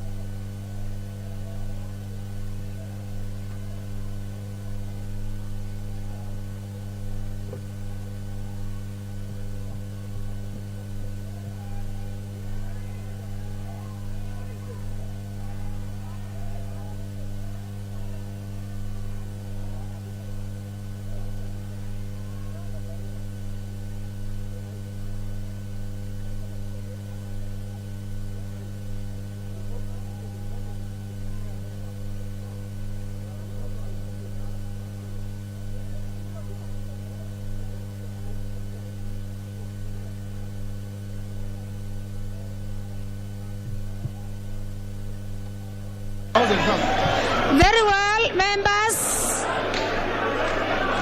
As displayed in our screen, and the screen that all of you can see,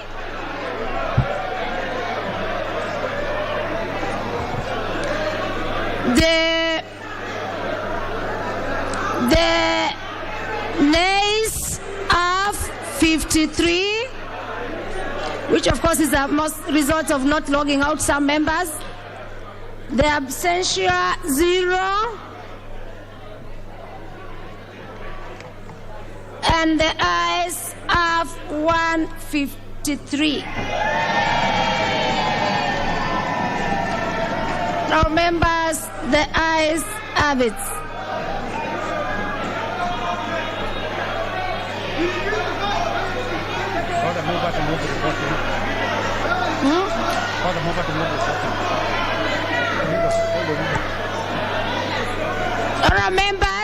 Honourable members, can we have the doors open?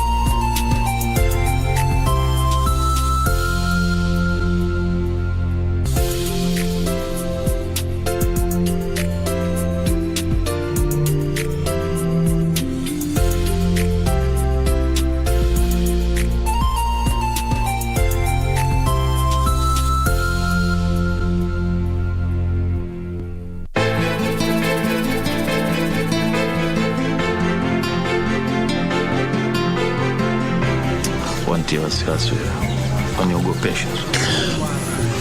Mshenzi sana wewe, wajua lakini. Wewe, rudi hapa. And don't you dare walk away on me. La sivyo nitakufukuza hapa kama mnyama. Makweli wasokuwa na haya wana mji wao. Babe, what's wrong? Wamtetea nini huyu? Roho yake chafu kama ya mamake. Sari, nimekuvumilia kwa muda mwingi sana. Wataka nini?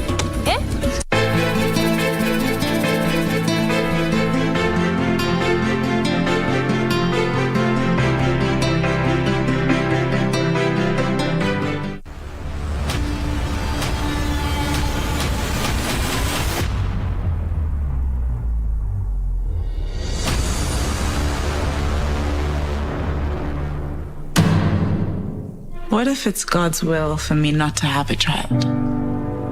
This has got nothing to do with your ability to conceive.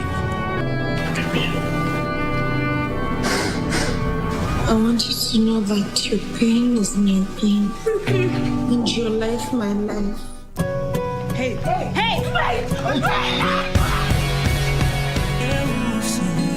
Angazia jua la pendo lako.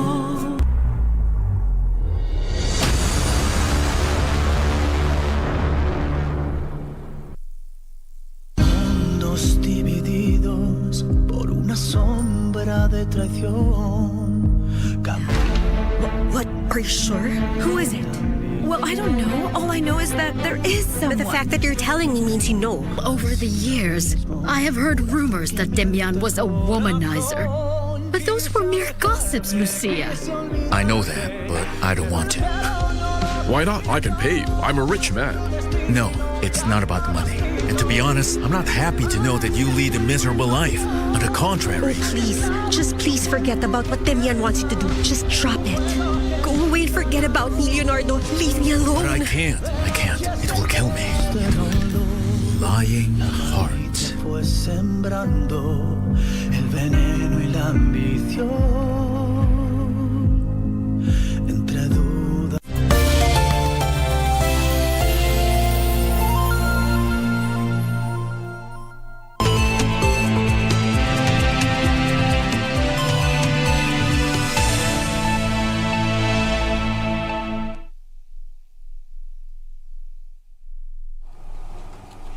Good afternoon. Thank you so much for joining us here on KBC Channel 1 on this 5th day of January 2022. A happy new year to you. I am Nisi Imano. I am joined by Lucy Moura as our sign language interpreter. Thank you for joining us. All right, we begin in Maralal, but before that, just live pictures there of Parliament sitting. They were deliberating or considering clauses in the Political Parties Amendment Act. And today they were deliberating on Clause 8. Just now, the ayes were at 53 votes and, I beg your pardon, the nays were at 53 votes and the ayes had it at 153 votes. Of course, that means that political parties now have until April 2022 to submit their coalition agreement documents to Register of Political Parties after Parliament adopted an amendment by the Leader of Majority proposing that parties submit coalition agreements 4 months to elections. So those are just some of the highlights, of course, live pictures there of the special sitting of the National Assembly that is currently ongoing. That's a report that we will bring to you conclusively in our subsequent bulletins.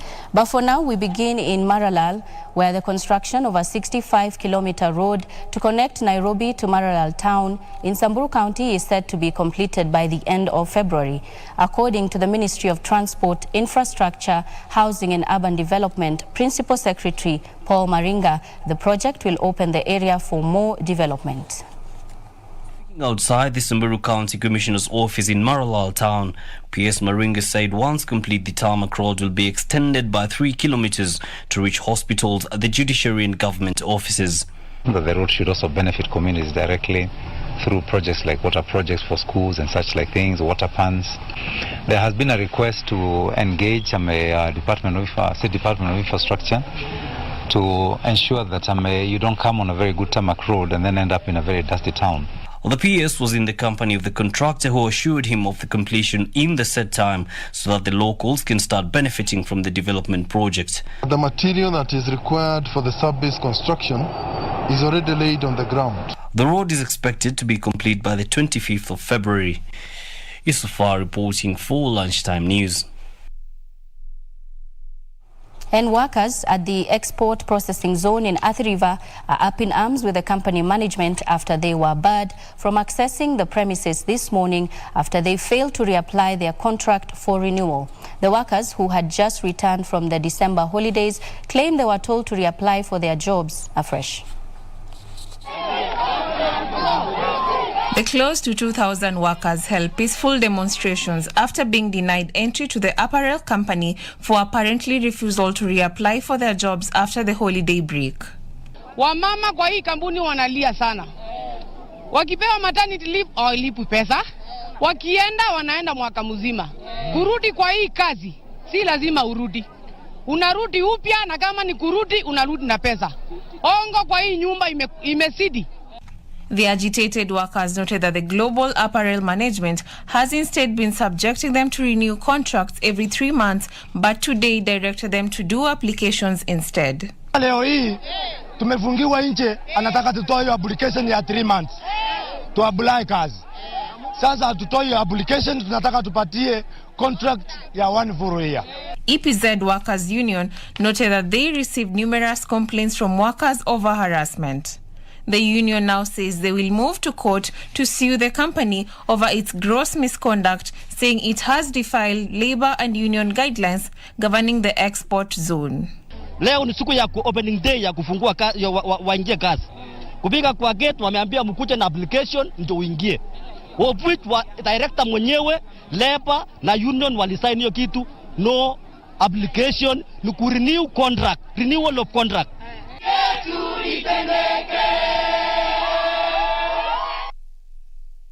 We now cross over to Kiambu, where police in Thika East Sub-County are investigating an alleged kidnapping incident of 4 children at Gatwanyaga area, Kiambu County on Tuesday evening. Area Deputy Sub-County Police Commander Muthe Nyaga says the 4 were allegedly abducted while playing outside their residence before they were sprayed with a sleeping dose and bundled into a car. The children allegedly escaped unhurt from their kidnappers. This even as the Deputy Sub-County Police Commander cautioned parents to be vigilant about their children's safety. Residents of Gatwanyanga area, Kiambu County, are living in fear after an alleged abduction incident in the area that went wrong. The 4 children were allegedly kidnapped while playing outside their residence, but later made a lucky escape. Confirming the incident, Area Deputy Sub-County Police Commander Muthe Nyaga says the children aged between 6 and 12 years who later managed to escape on Wednesday morning were sprayed with a sleeping dose and bundled into a car. Watoto wako salama, no injuries, hakuna mtoto ameguzwa, wako salama kabisa. Ile kitu tungepatia kueleza wananchi, kila mtu ajaribu kuchunga mtoto. Wao ni watoto wadogo, na kuachilia watoto mpaka masaa kama haya unakuja kuripoti masaa kama kwamba hujaona watoto ni makosa.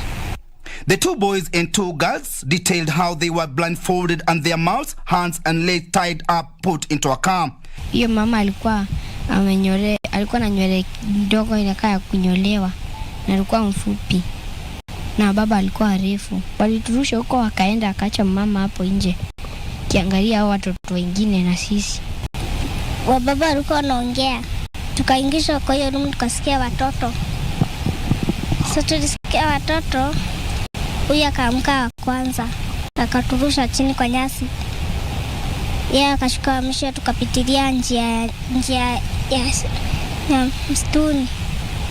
Tukaenda tukatokeleza kwa barabara, ndo sasa tukaona shushu. They were driven for about 4 kilometers before they were bundled into an abandoned small room near Makongeni Estate, where they found 3 other children. Sasa kwenda kupenduka, tukua wawili wakatuspray, afu katuchukua akaturusha kwa gari, tukatuteremsha huko kwa msituni, wakatufungia kwa kinyumba kinaitwa kwa kinyumba kadogo kameandikwa choo, wakatufungia huko ndani. Na hiyo ilikuwa na dirisha, ilikuwa imepigiliwa na msumari. Tukasukuma hiyo mabati, afu kusukuma mimi nikainua, na sasa nikawarusha nje, tukapotelezeka kwa msitu. Tukatoka huko tukakimbia. Guardian to one of the children, Catherine Karongo, says the children went missing from 3 p.m. on Tuesday and came back home at 8 a.m. on Wednesday. Around 7 ndio sasa mama jirani na yeye ndio alipigiwa simu, akasema hata yeye watoto wake hawapatikani, na ndio wakaandamana wakakuja police station. Na sio ndio tukaenda tukachukua watu wa area, tukaanza kupiga nduru, tukawaambia hapana, tusaidieni kutafuta watoto, na tukawatafuta na hatukuwapata. Resident led by Cecilia Omaitha, a local leader, raised concern over the insecurity cases in the area, with several kidnapping and gruesome murders being reported in the area over the past 1 year. Ningetaka serikali, especially the DCIO, Thika East, aitavini kwa hiyo maneno ili to. Timothy Kipnusu for Lunchtime News.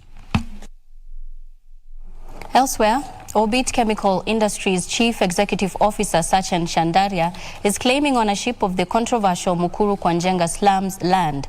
Chandaria claims he bought the land from National Bank and subdivided it into 1329 plots and gave locals who had encroached into it the first priority to purchase, and only 456 of them did so. For the first time, the Chief Executive Officer of Orbit Chemical Industries Limited, Sachin Chandaria, has come out to lay claim on the controversial Mukuru Kwanjenga slums land. Chandaria claims he acquired the land in the early 80s from the National Bank of Kenya. Purchased this land on a tender from National Bank of Kenya in 1987. I have here a copy of the title, which I'll share with you. However, squatters invaded the private land in the early 90s, and they later went to court, and the court ruled on their favor. Orbit Chemicals gave the government 20 plots for public amenities, including schools, police stations, churches, which are already at ground. The land that has been sold to those people with legitimate titles, it is their land. The rest of the land is ours. I have faith that our justice system will protect the sanctity of title, and we. Orbit Chemical walipewa idhini na rais 2018 kutuuzia shamba, na rais mwenyewe akamkabidhi titles ili auzie wale ambao wakaji tulikuwa pale tukikaa pale kinyume. Tumeenda hata kotini ambayo kesi ni ya tarehe 24 mwezi huu, tukistaki watu ambao wamekuja kuingilia kwa property zetu ambazo tumezipata kwa halali. Sasa ile kitu hatutaki na ile kitu ambayo hatutaki ni badi keep away. The company, according to Chandaria, then gave the encroachers the first priority to purchase the land, which others did, and they now have title deeds. In 2018, Orbit we offered the title, the plots for sale, with a priority going to the existing illegal occupants of the land at the time. Ikiwa serikali inaweza ikanipatia title kama hii na bado inarudi inasema inaweka watu pale katika ground ambayo wanasema ati shamba ni ya serikali, ati mimi siwezi kubadilishwa kufika mahali pale kwangu. For Lunchtime News, I'm Ruth Wamboi. We now cross over to Kajiado County, where government says a third of its residents has been affected by the ongoing drought.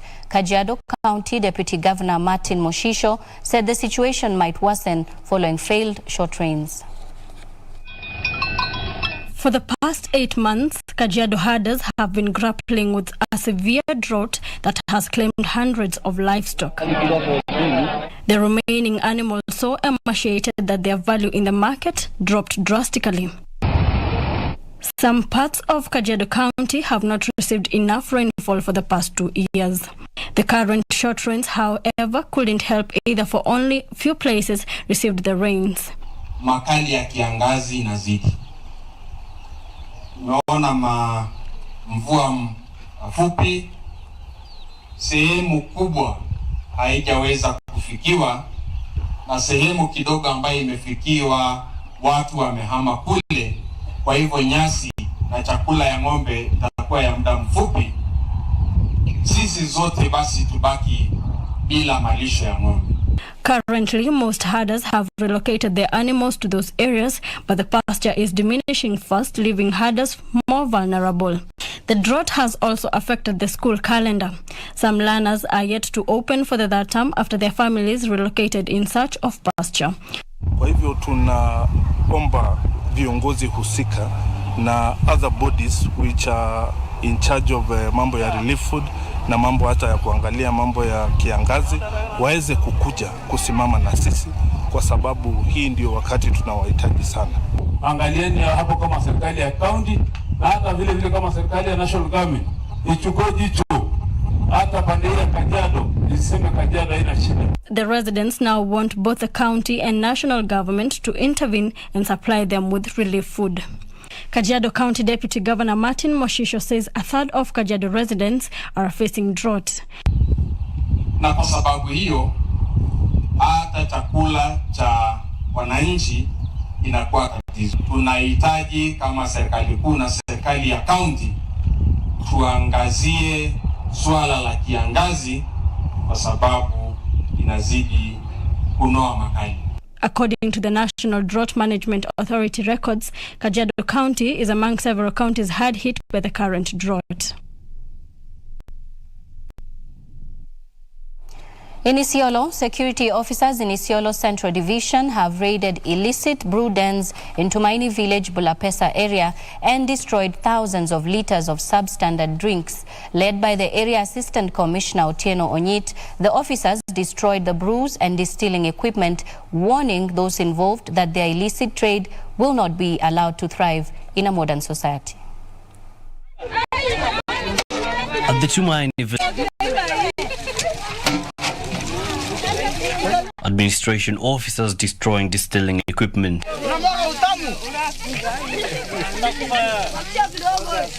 This is part of an ongoing weekly operation by the officers who are determined to eradicate outlawed substances in the county. Even the locals, they are really supporting us on this.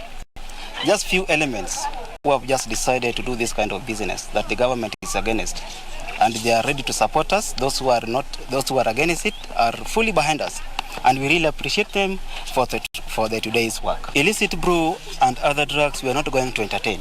Led by the Assistant County Commissioner Joshua Otieno Onyet, the officers raided the village and seized brewing paraphernalia. Those yet to be brought to book have been called on to seek alternative sources of income, failure to which they too will meet the same fate. Na wanajua venye wanafanya ni makosa. So tunataka tahadhari iende kuwachukulia hatua na kuharibu hiyo pombe ambayo wanatengeneza kila uchao. Na tuko na intelligence ya kutosha. Pombe iko na tutahakikisha imeisha. We are telling them to look for other businesses that they can do, which cannot put them in awkward position or situation the way they are at the moment. The administration officers have vowed to continue the weekly raids until they realize an outlawed substance-free Isiolo County.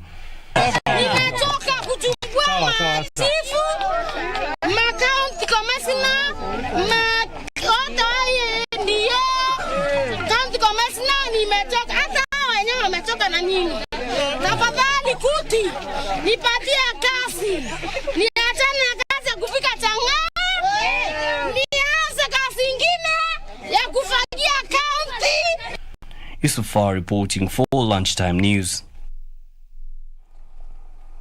And in the political scene, Kiambu Women Representative Gathoni Wamushomba says plans have been hatched to create an imperial registrar of political parties on who is likely to fold back the democratic freedoms Kenyans have been enjoying over the years. Speaking at her office in Ruiru, Wamushomba claims that the register of political parties will call the shots in determining who should be given a nomination for which party in the upcoming general elections. Kiambu Women Representative Gathoni Wamushomba said section of the bill, if not removed, will transfer the Independent Electoral Boundaries Commission to the Registrar of Political Parties. She added that the bill will create an imperial registrar of political parties who will control how political outfits conduct nominations. We are not going to allow to get an imperial political party registrar. And there is no day we are going to allow a political party registrar micromanage and meddle the affairs of a political party, because that means mtoto ambaye anauza kahawa kwa soko ambaye angetaka kuwa MP kama hajulikani na hayo mafamilia dynastic, huyo mtoto hatapata nomination ya political party kuwa kiongozi. Speaking at her office in Ruiru, Wamushomba insisted that anticipated changes in the bill are aimed at giving one presidential contender a competitive edge ahead of the August 9 general election. Now what they're trying to do is create timelines within which this coalition political party should be formed so that they can lock out some people, and once they know they are being locked out, they will rush without much negotiations to them for a coalition. Wamushomba said UDA will certainly move to court to challenge the constitutionality of the bill. Meanwhile, elders from Nyaribari Chache has endorsed Henry Nyashio Otara for the bid to represent Nyaribari Chache constituency in parliament. Hapo awali kama wengine wamesema, tumeunga wenzetu mkono, watu wa Kambanane, watu wa Buguche, watu wa Busigisa, wote katika Nyaribari Chache tumewaunga mkono. Na wakati huu tunawaomba kwa unyenyekevu nao pia watusaidie tuwe pamoja Nyaribari Chache, nazi tumchague Henry Nyashio Otara kuwa mjumbe wetu ifikapo tarehe 8 Agosti mwaka huu. Imani yetu, huyu mjumbe wetu kutoka Nyaribari Chache anaitwa Henry Otara ni mtu mnyenyekevu, mwenye imani na hana juki na yeyote, na lengo lake ni kusaidia Nyaribari nzima, sio hata hawa Dondo peke yake.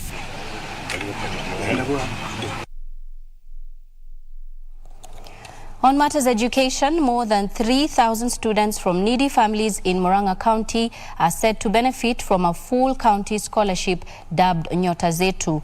Murang'a Governor Mwangi wa Iria at the same time underscored the need for better established national scholarship schemes to support education of children from poor families. The county government in 2019 established Nyota Zetu scholarship, where in every year more than 1,000 students from poor families benefit with full scholarships. Huu mradi unajulikana hapa Murang'a kama Nyota Zetu, na ni mradi ambao unawaguza wale ambao wamefinyika kimaisha, wamechaguliwa vizuri na huu mradi utaendelea. Tumefurahi kupata basari kutoka kwa our governor His Excellency Mwangi wa Iria. Tunashukuru sana juu amesupport most of the people wenye wakwa wengine na matumaini ya kusoma. Speaking while issuing the checks, Murang'a Governor Mwangi wa Iria said bursaries currently being issued through various county and national government funds benefit a few needy children, leaving scores of learners who cannot afford to pursue secondary and university education. Tunajua wazazi hawana pesa na hasa wakati kama huu wa January. Wote tumewapatia cheki zao, wana check ili kuanzia leo na kesho warudi mashule na waweze kusoma. The presidential aspirant said he will give education priority if elected to the top seat, observing that educating children from poor backgrounds is one way of fighting poverty in the country. Sai niko na furaha. Nilielezea mtoto wangu eti atasomea ile shule iko karibu ya day school. Akaanzia kulia karibu ajinyonge. Lakini wakati nimepata nafasi ya Mwangi wa Iria mahali tumechukuliwa kama watu wako na shida. Akasema ati atatupea nafasi watoto wasome. Hiyo mtoto amefurahia. Na ninasema ni asante kwa sababu mimi singeweza. Na kusema ukweli singeweza kwa sababu sina nguvu. Ninasema Mwangi wa Iria, Mungu amweke vizuri. Reporting for Lunchtime News, I'm Wamboi Otiende. And that story brings us to a very fast commercial break, but we'll be back with business and sports.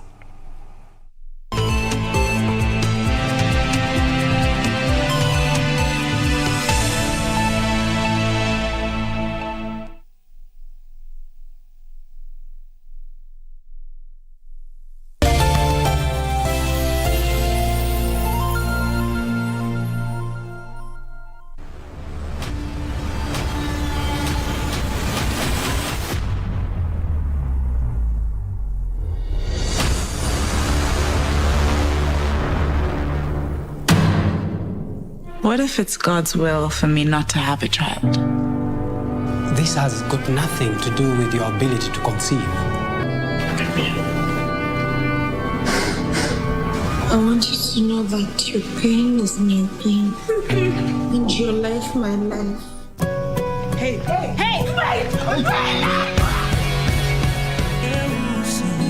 Angazia jua la pendo lako.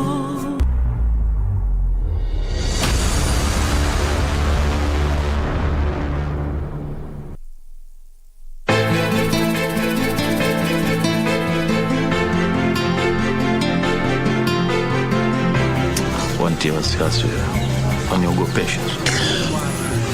Mshenzi sana wewe, wajua lakini. Wewe, rudi hapa. And don't you dare walk away on me. La sivyo nitakufukuza hapa kama mnyama. Makweli wasokuwa na haya wana mji wao. Babe, what's wrong? Wamtetea nini huyu? Roho yake chafu kama ya mamake. Sari, nimekuvumilia kwa muda mwingi sana. Wataka nini?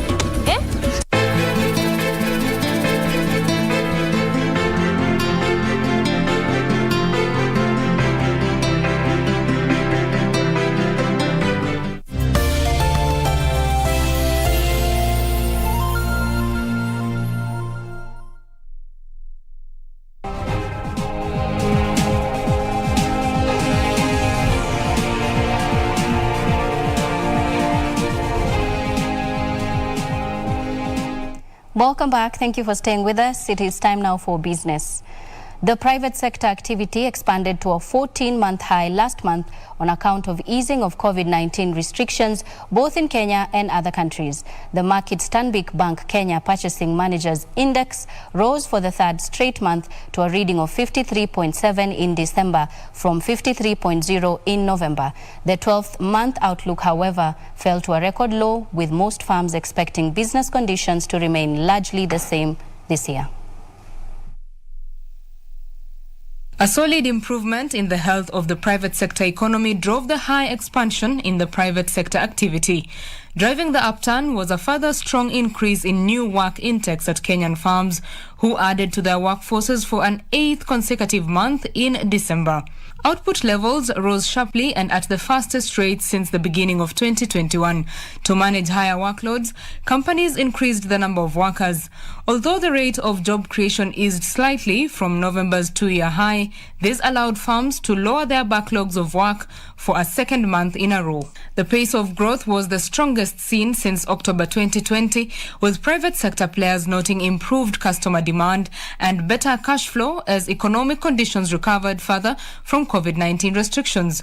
Business confidence for 2022 dropped in December as the Market Stanbic Bank Kenya Purchasing Managers Index shows the level of sentiment was the weakest seen since the survey began in January 2014, with just 19% of respondents giving a positive outlook. While there were hopes of expanding and offering new products and services in 2022, optimism fell as COVID-19 cases rose to record levels last month.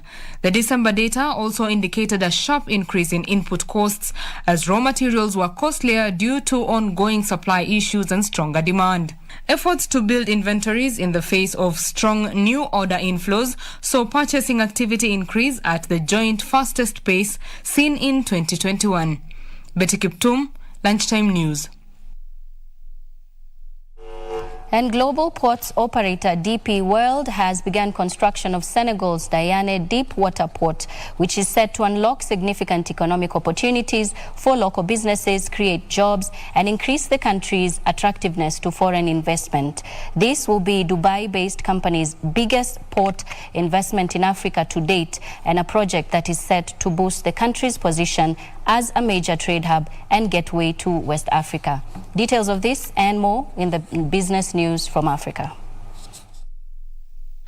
DP World and Senegalese government have laid the first stone to mark the start of construction of the new port of Dayane. The investment of more than $1 billion will be done in 2 phases for the port of Dayane, which is the largest single private deal in the history of Senegal. The steps follows the concessions agreement signed in December 2020 between DP World and Senegal government to build and operate a new port at Dayane, about 50 kilometers from the existing port of Dakar. The first phase of the port development will include a container terminal with 840 meters of quay, while the second phase, an additional container quay of 410 meters, will be developed. Meanwhile, United Drilling Tools Limited has appointed marketing associates and representatives to promote its products portfolio for oil exploration and completion equipments in Egypt and Libya. This representation will open opportunities for United Drilling Tools Limited to expand its market base in Egypt and Libya. Hydrocarbon production is by far the largest single industrial activity in Egypt, representing around 24% of total GDP in 2019-2020. Libya is the 6th largest economy in Africa because of oil, which makes up 95% of its total exports. Finally, South Africa tourism is showing signs of recovery, with the coastal city of Durban having 80% occupancy at establishments and more than 200,000 visitors during the festive season. Durban Mayor Mtsolisi Kaunda says during the festive season, restaurants and eateries in the townships and other destinations were full of tourists. Over the Christmas weekend period alone, about 200,000 people visited the city, spending about $10 million. Last Thursday, the South African government removed the curfew imposed to contain the spread of COVID-19. Reporting for Lunchtime News, I am Teresa Mutai. Elsewhere, China mobile shares have risen as they started trading in Shanghai after raising $7.7 billion in China's biggest public offering in a decade. The shares opened at 9.4% higher before easing back in morning trade. Details of this and more in our global news roundup.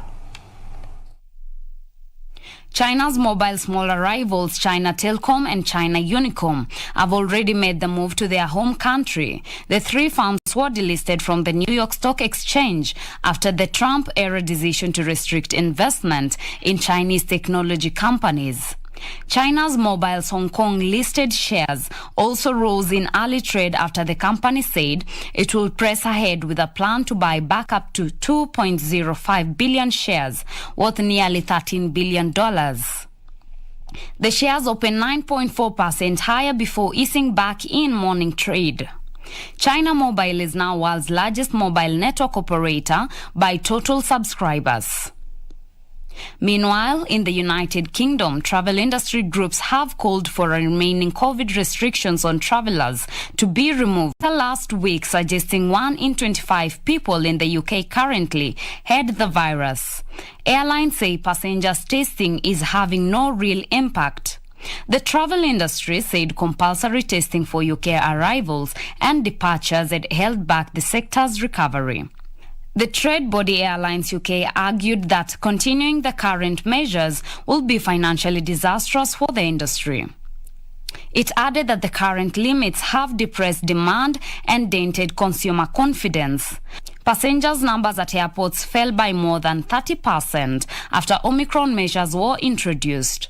The system has come under pressure in recent weeks as cases have surged, with appointment slots and home test kits periodically being temporarily unavailable. Finally, U.S. car giant General Motors has lost its title as American top car seller for the first time in 90 years. Japan's Toyota claimed the top spot, selling more than 2.3 million vehicles last year, up to 10%. General Motors said its sales, which fell 13%, were hurt by the widespread shortage of semiconductors parts that has been affecting the car industry. The Detroit company had ranked as the #1 U.S. car seller since 1931. Purchases remain depressed compared to the pre-pandemic levels as companies grapple with supply chain woes, problems that have also pushed prices higher for consumers. GM sold roughly 2.2 million vehicles last year, down from 2.5 million in 2020, relying on its profitable pickup trucks and SUVs to boost its bottom line. But it has been forced to cut production amid the shortages. Reporting for Lunchtime News, I am Teresa Mutai. Elsewhere, transport along Embu-Kiritiri Road within Matakari area in Embu town was disrupted on Wednesday after irate boda-boda operators protested what they claimed as the ever-rising cases of accidents occasioned by speeding motorists along the busy route. The operators, who erected 2 makeshift bumps within Matakari area, have faulted the relevant bodies of giving deaf ears to their plea.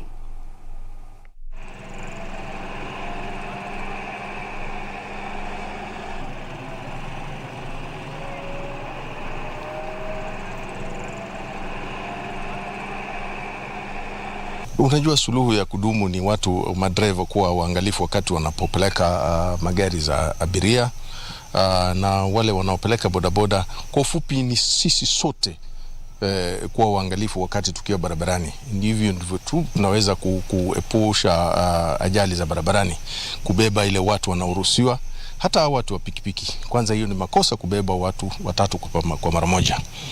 Na mwito wangu kwa madriver ni kuwa wakati huu, hasa wakati ambapo tunafungua shule, wanatakana kuchukua tahadhari kubwa sana wakati wanabeba watu. Sisi tumechoka kuokota mifu, watu wamekufa. Tumechoka kuokota watu wa bodaboda wakiwa wamevunjika miguu. Tumechoka kuitiwa accident. Kwa rekodi yetu ya Kolo Rescue Team, hii mwaka pekee tuko na watu tumeokota hapa zaidi ya 100, mpaka mheshimiwa rafiki yetu alianguka the same spot. Juzi gari ya polisi ilianguka the same spot. Now, we set out on a journey that will see us take you across the country, county by county, courtesy of a weekly segment, County Fact File. It is a snapshot view of each of Kenya's 47 counties. To start us off is Mombasa County 001.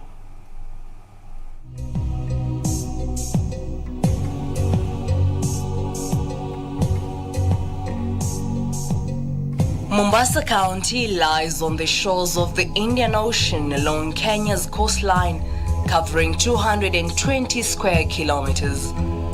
Although the smallest county geographically, The county has the fourth highest average contribution to gross domestic product in Kenya.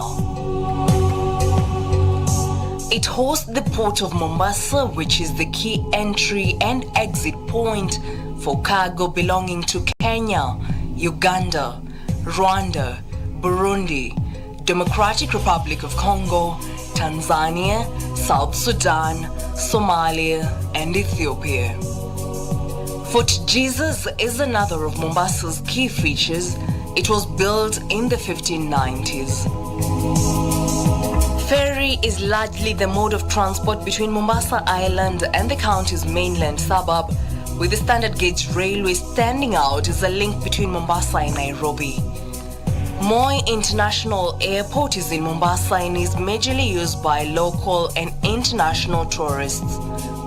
Economic activities comprise tourism, fisheries, forestry, maritime activities including port and shipping. Mombasa County has a population of 1.2 million according to 2019 Kenya Population and Housing Census. It has 6 sub-counties and constituencies: Changamwe, Jomvu, Kisauni, Likoni, Mvita, and Nyali. Ali Hassan Joho is the county's governor, serving his second term. Mombasa County has 580,000 registered voters, according to IEBC 2017 records.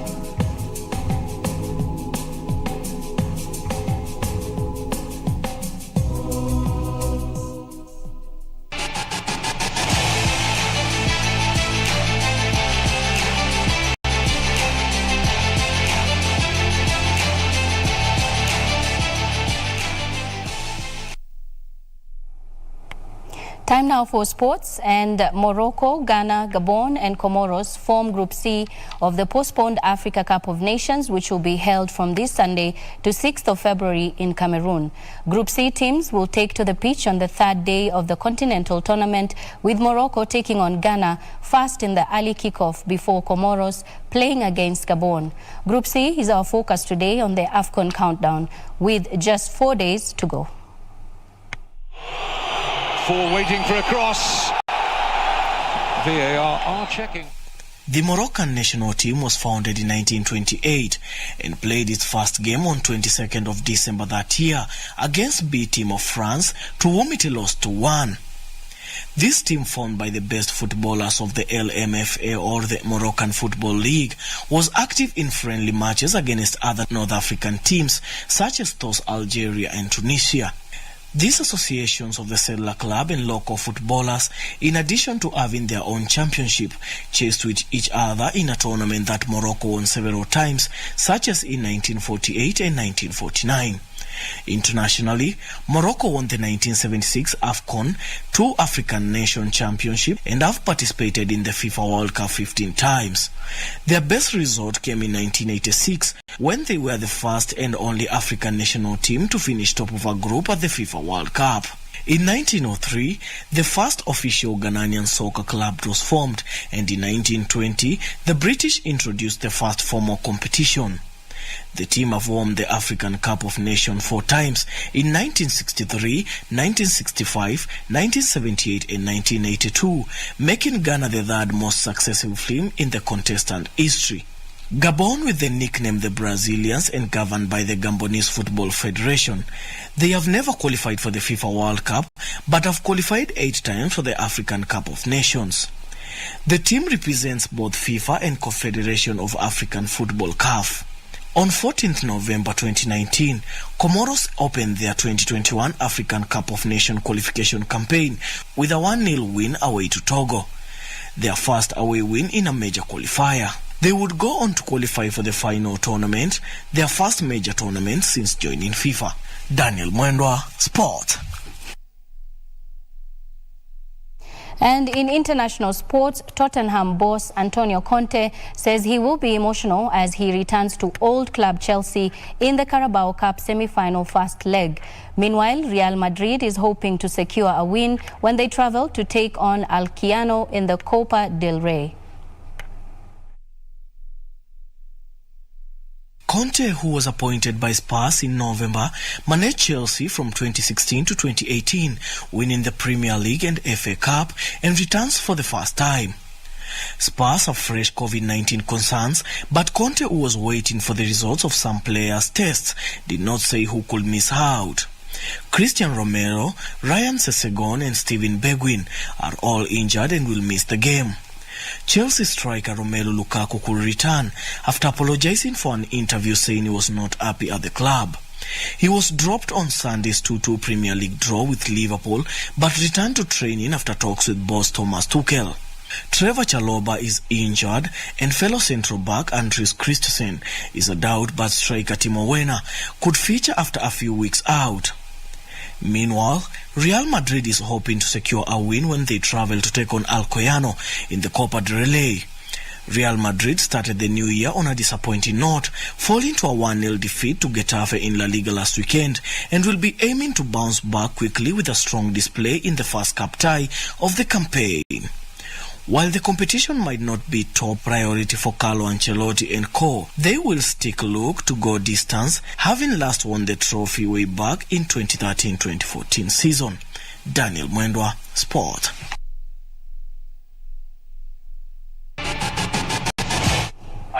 And that is the latest at this hour. A lot more news will be coming your way at 7 and at 9 p.m. in our subsequent bulletins. I am Nisi Imano. Lucy Maura has been our sign language interpreter. Enjoy the rest of your viewing.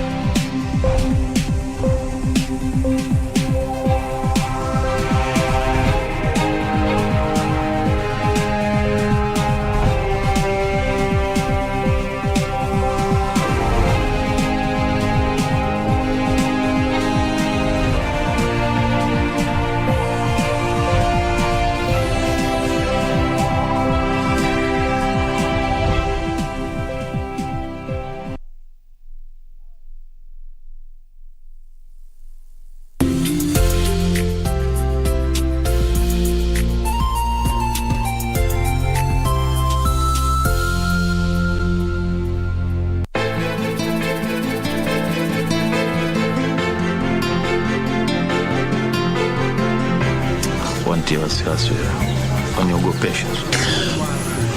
Mshenzi sana wewe, wajua lakini. Wewe, rudi hapa. And don't you dare walk away on me. La sivyo nitakufukuza hapa kama mnyama. Makweli wasokuwa na haya wanamji wao. Babe, what's wrong? Wamtetea nini huyu? Roho yake chafu kama ya mamake. Sana. Nimekuvumilia kwa muda mwingi sana. Wataka nini? Eh?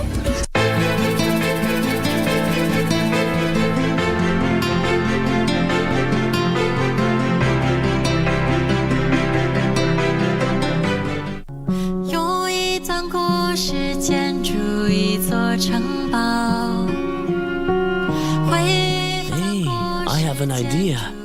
Even if he is a star, he is still a human. Stop daydreaming. I can ask her to come and look.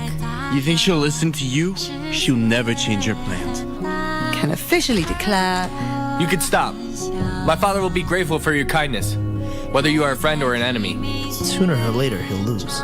Even if I did nothing. His sponsors wouldn't allow him to just play his silly games. Has he even turned a profit yet? Not only with power, but your corporation too. Worse, he wants something far beyond just that. 有一段故事建筑一座城堡，会放进去后就不再打。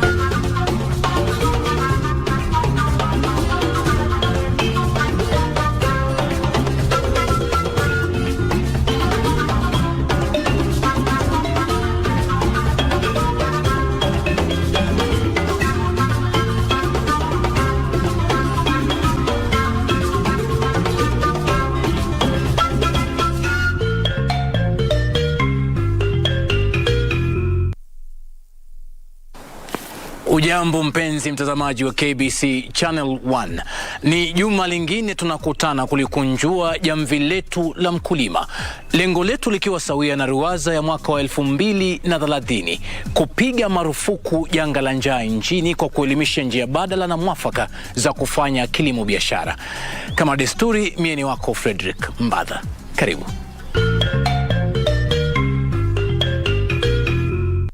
Nyuma yangu ni chumba cha utafiti na ufugaji wa cricket katika chuo kikuu cha JKUAT Nairobi. Mbali na kelele wanaopiga kila usiku, wadudu hawa wana protini ya hali ya juu sana, hata kuzidi wale omena ambao sisi ula kila uchao. Karibu shambani tujifunze zaidi. Nyenje ama cricket kimombo ni kati ya wadudu wanaoliwa ambao chuo kikuu cha JKUAT wao hufanya utafiti wayo. Chakula ndio dawa namba moja. The first line of defense, chakula. Mtu ambaye amepata lishe bora, amepata good nutrition, ako na uwezo wa kupigana ama kupinga magonjwa ambayo yanaweza kuathiri mwili wake.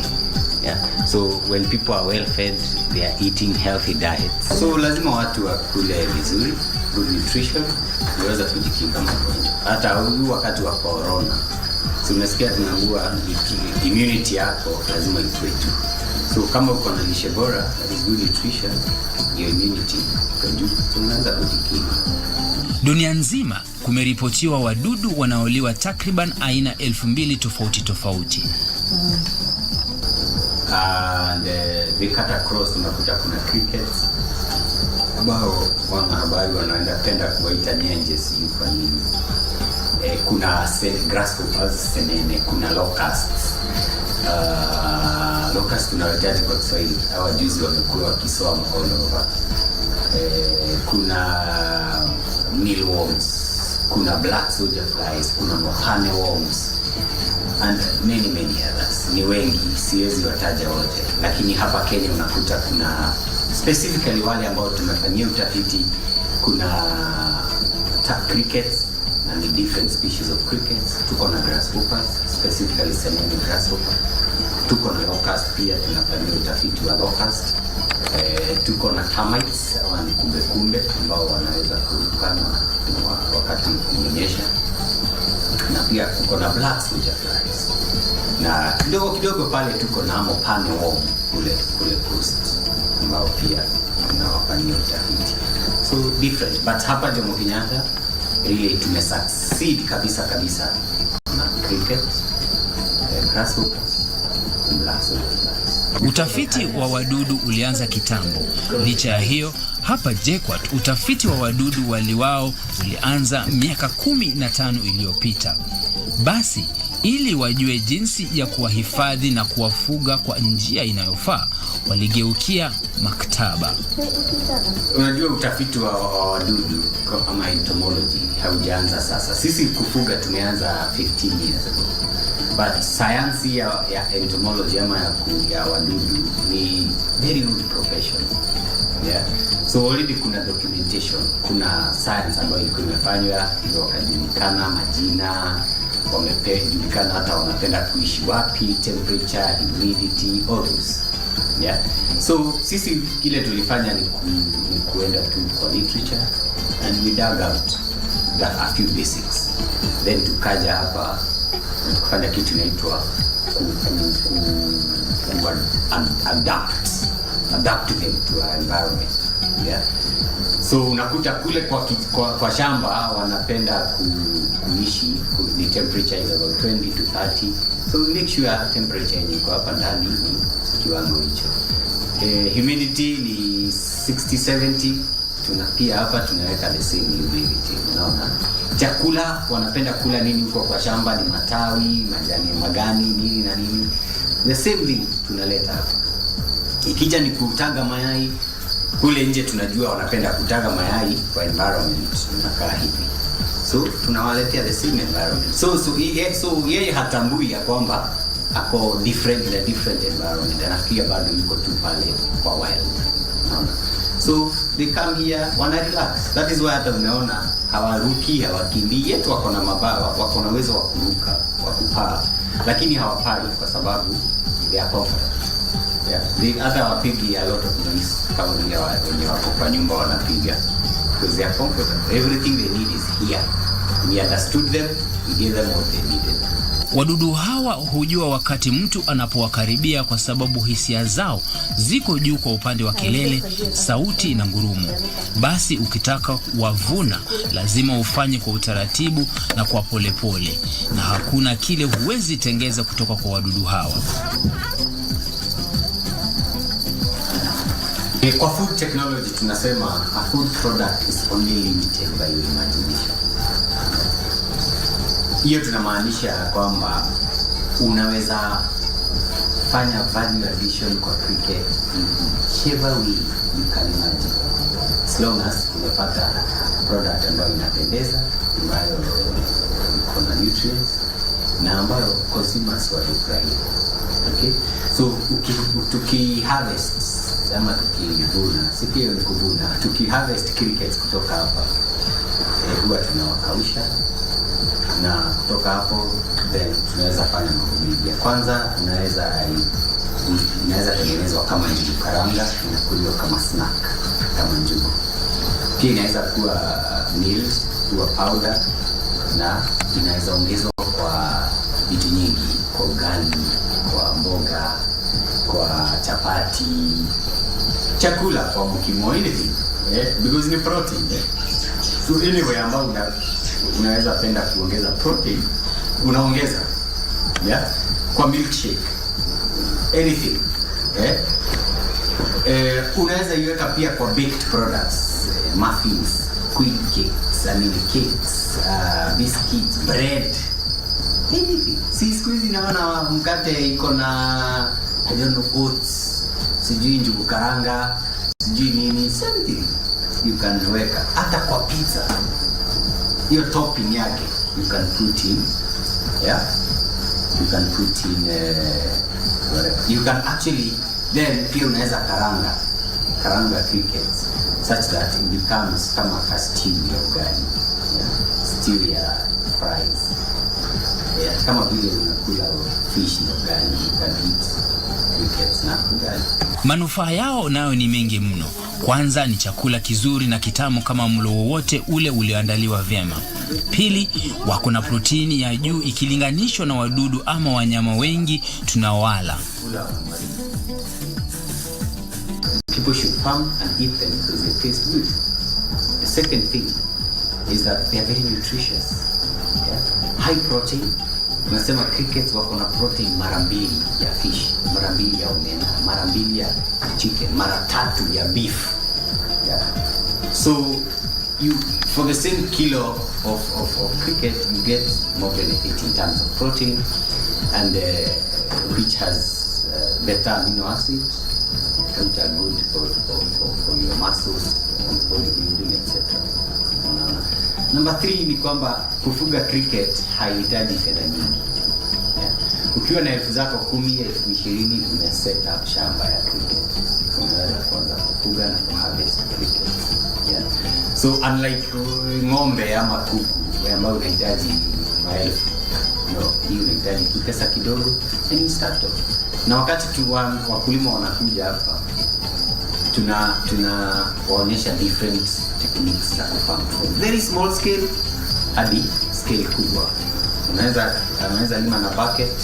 Hii ni bucket ni shilingi 250. So akiwa na 1,000 hapo na shamba ya cricket. Mwenye ako na uwezo wa kuweka greenhouses kubwa na anaweka mamilioni yake hapo.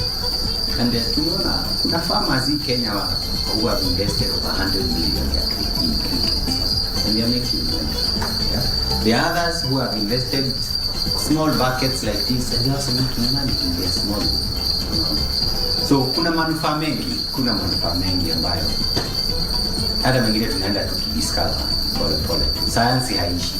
Miaka 2 ijayo, azimio lao upande wa wadudu wanaofugwa ni kuwa na kiwanda chao kikubwa. Hapa kuna 2 years from now actually tunataka tuone industries kubwa sana za edible insects.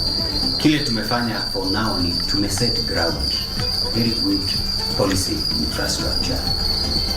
Last year but one we were busy setting up regulations.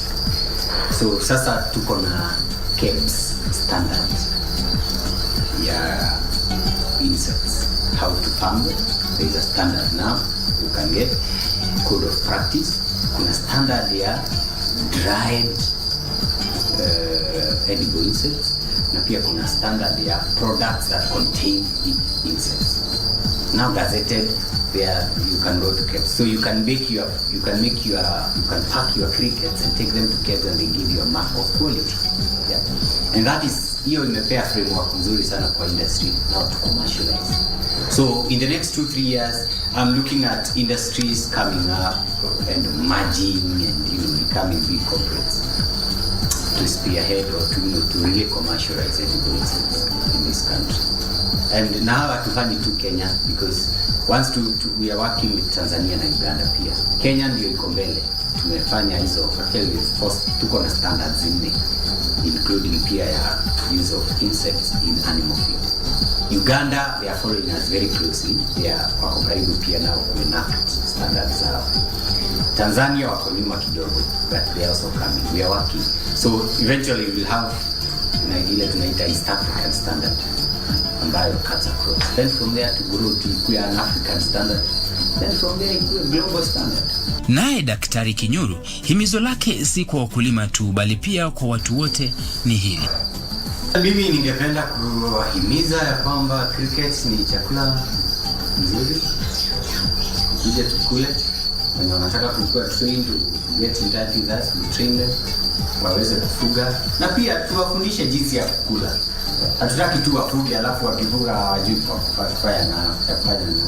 Nataka wafuge, waweze kupika vizuri, wakule, wape watoto, wape everybody who is interested. Pia wape kuku na fish na ng'ombe na kila kitu.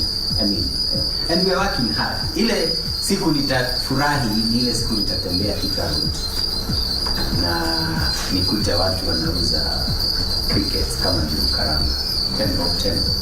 That is the reality. Kibarua kweli kuwashika. Ili kuwafuga pale nyumbani unahitaji kuwa na kike na wa kiume. Sio vigumu sana kuwatofautisha. Ukiwapa mazingira kama ya pale mwituni, majani na pia mahala penye giza pa kutagia na kuzaana, basi unabudi kuwa na kitoweo kizuri pale nyumbani. Ili kuwapika, hakikisha kwamba umeosha vizuri, na kama unahitaji kuwahifadhi kwa ajili ya matumizi ya kesho, basi wakaushe hadi wakauke. Mimi na meza mate, lakini usibanduke, nitarejea punde na mengi zaidi kuhusu mdudu huyu cricket.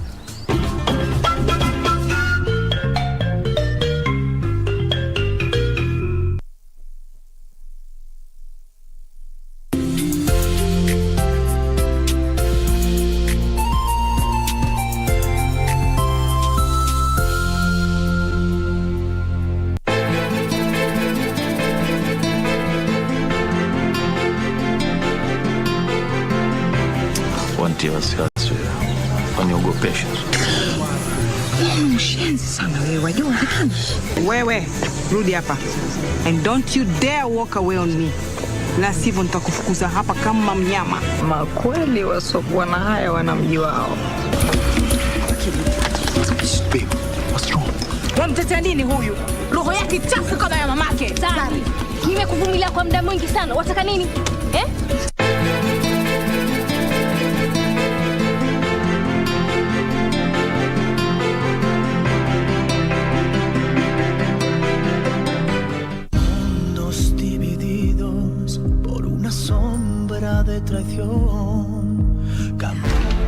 What? Are you sure? Who is it? Well, I don't know. All I know is that there is someone. But the fact that you're telling me means you know. Over the years, I have heard rumors that Demian was a womanizer. But those were mere gossips, Lucia. I know that, but I don't want to. Why not? I can pay you. I'm a rich man. No, it's not about the money. And to be honest, I'm not happy to know that you lead a miserable life. On the contrary. Oh, please. Just please forget about what Demian wants you to do. Just drop it. Go away and forget Forget about me, Leonardo. Leave me alone. But I can't. It will kill me. Lying heart. Fue sembrando el veneno y la ambición entre dudas. One more day. I was born with a heart of a champion. Doesn't take a very long time to say thank you, Jaja, thank you, Jaja. When the music I play, sweet, sweet reggae music. On the highway, I ain't taking no calls on my struggles in the rearview mirror. We always gotta sing together, play together. Girl, I'll be honest, gotta ride the weather, come whatever. Lift up your head and hold it up high. We know that we'll win the prize. I'm still here in the house of Messiah, for the love of the nation.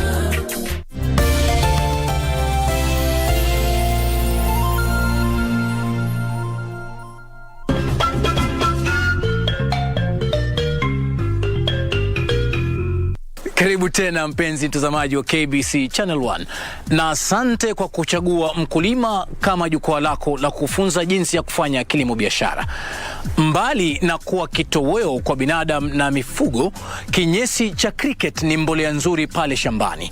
Na kama mnyama yoyote yule, hakikisha kwamba chumba wanamoishi na chakula wanachokila ni safi ili wadudu wao wasiangamie. Bistela, yeye ni mtafiti msaidizi, nasi tulitaka kujua kifupi ni kazi gani yeye hufanya kila siku katika maabara haya ya nyenje. Nikifika kwa cricket, na kwa Kiswahili tunaita nyenje. Nikifika kwa nyenje, kwa wiki kila siku ina kazi yake. Lakini sasa kuna ile general lazima ufanye kila siku. So kama leo ni Jumatatu, inakuwa siku ya usafi. Unaingia kwa shamba yako, unatolea wadudu wako mbolea.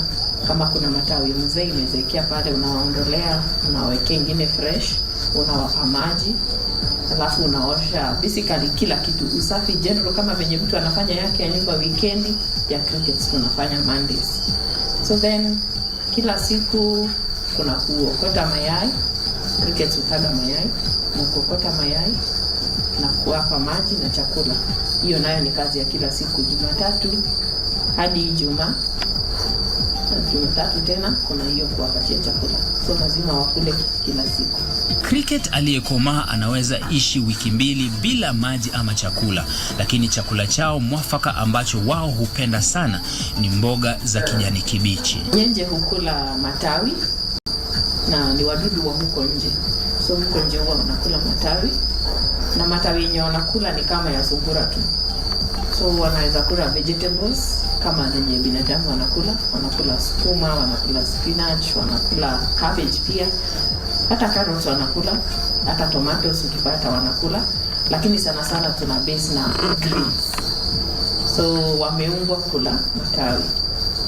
Lakini sasa kuna ile feed tunawapatia wakiwa wadogo ya kuboost immunity growth yake ndo wakue haraka. Sababu cricket utafuga kwa njia tofauti, kuna wachakula wanyama na kuna za kuuza pia. Kuna mtu atafanya cricket afuge na wanyama, so lazima uwape ile chakula iko na nguvu wakue kwa haraka. Cricket akitaga mayai, hayo mayai hukaa kwa incubator kwa siku 7 hadi 12. Ifikapo siku ya 12 inaaguliwa. Yule mtoto kutoka siku ya kwanza anakomaa na mwezi 1 na nusu. So kwa ufupi anachukua mwezi 1 na nusu kufika adulthood, anataga mayai mwezi 1.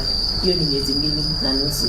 So unaweza mharvest ama kumvuna kwa miezi 2 na nusu hadi miezi 3, kwa sababu maisha yake hufikia kikomo miezi 3. So cricket akifikisha miezi 3 anakufa. That is analala tu, that is natural death. So hiyo ndo mwisho wa maisha yake. So hata pale akifikisha miezi 3 akifa, unaweza mvuna bado utumie kwa chakula ya wanyama. Kinyesi chao cha rangi kijani na nyeusi unaweza tumia kama mbolea shambani, nawe unabudi kupata mimea iliyonawiri. Kinyesi cha crickets tunatumia kama mbolea kwa shamba. It is very organic. Yenye unaweza lima nayo mboga ya kuuza, unaweza lima nayo mahindi, maharagwe. Hakuna kitu huwezi lima na ile mbolea kwa sababu ni mbolea iko na nitrogen ya juu sana, na ni mbolea unaweza handle. Si mbolea iko na maji kama ile ya ng'ombe, na si mbolea itakusumbua pale kwa ile shamba. So ni mbolea mzuri sana kwa mkulima yote anaweza itumia. Uko na shida yoyote, ni kitu utahandle kwa mkono yako, utashika, haina madhara yoyote kwa mimea zako. Kila mdudu ana mnyama ama mdudu mwenye anaweza kumla, kimombo predators wengi. So crickets are na predators wengi. Let me say kila kitu ni predator ya cricket. Siafu, ants, panya, lizards, wasps, spiders. Hizo zote kila moja iko na njia yake ya kukinga. Kwa mfano kama panya, ukirealize nyumba yako iko na panya, huwa tunaroga hawa panya mapema kabla uanze ukulima wako. Kama wewe ni mkulima mgeni kwa hii ukulima, tunakufundisha hizo njia na tunakuonyesha jinsi ya kwenda kuweka ile dawa. So dawa yote yenye unajua yenye inaweza roga panya, unaiweka kwa compound yako, ama kama ni inside ya room unaweka. Inatega ule panya mapema, afe mapema. Ukifuga cricket wako wasipate panya wapi? Pale. Kwa sababu ile wakati itafika ule cricket aanze kupiga kelele, huwa ana attract all those kinds of predators. So ikifika ni lizards huwa tunatumia kero. Kero ni it's a disinfectant, inatumika kwa pit latrines. It's a detergent kind of. So huwa tunaiweka in this, kama huko juu hivi kunaweza kuwa umenotice kuna mikebe, hiyo ndio tunaweka hiyo kero, na hiyo smell yake inakuwa na full smell. It puts away lizards na hizo geckos kale ka white kama kulanga mbu tata. So tunatumia kero kukinga those reptiles. Then kuna ile maji konje. Yaani kumeona maji konje ime surround the building. Hiyo nayo inatusaidia kuzuia those crawling insects na crawling animals kama siafu, ants, wasije wakaingia ndani ya hii nyumba. Then ukitengeneza nyumba yako una seal completely kila mahali. Ukiangalia huku juu tumefunga kila mahali such that hakuna kitu inaweza penya ingie ndani. Na kwa sababu cricket akona kelele yake, ana invite anything. So you have to be very careful na utengeneze nyumba yako kwa njia iliyo sawa. Kulingana na utafiti, crickets wanapenda joto. Baridi kidogo hutatiza ukuzi wao, na hata wale waliozeeka kidogo hufa kwa wingi wakati wa baridi. Basi hakikisha nyumba yao ina joto, na unaweza fanya hivyo kwa kuwawekea trays za mayai. Hizi egg trays za mayai zina act kama nyumba. Ziko in cotton form, so ataweza kutamba vizuri. Hawezi tumia ile ya plastic kwa sababu atateleza, itampatia stress kupanda.